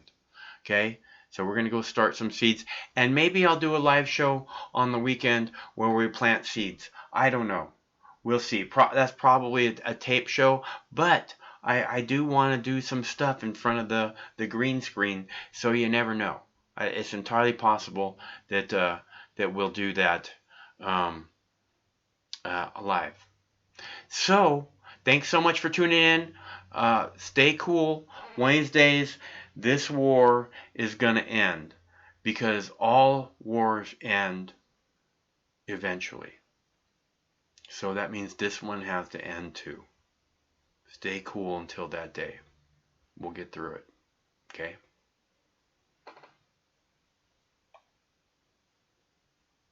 No matter which mouth you feed on a two-headed snake, it still shits the same turd.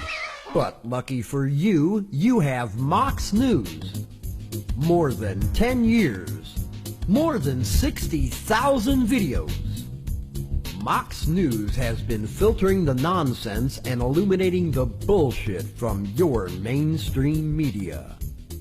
Turn off your TV and turn on to Mox News. For over a decade, documenting the socio-political events that have etched and carved the pathways that define today's modern mess, Mox News has been providing clarity while faithfully bringing you today's relevant stories 100% commercial-free and subscription-free. And just like Lady Liberty vows to remain free. But at this time, we're asking you for your help, your patronage, and your support to keep the lights on and the videos rolling. For less than 17 cents per day, you can become a basic subscriber, knowing that your donation is truly making a difference that will help continue bringing the news stories that make a difference in your life. Turn on, tune in, and drop a couple dimes today by clicking the link below or visiting moxnews.com and show your support at any level.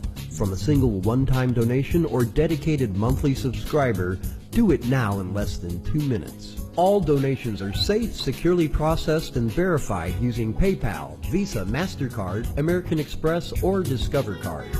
As always, we're sure you'll find something of interest each and every day. This holiday season, give the gift of Mox.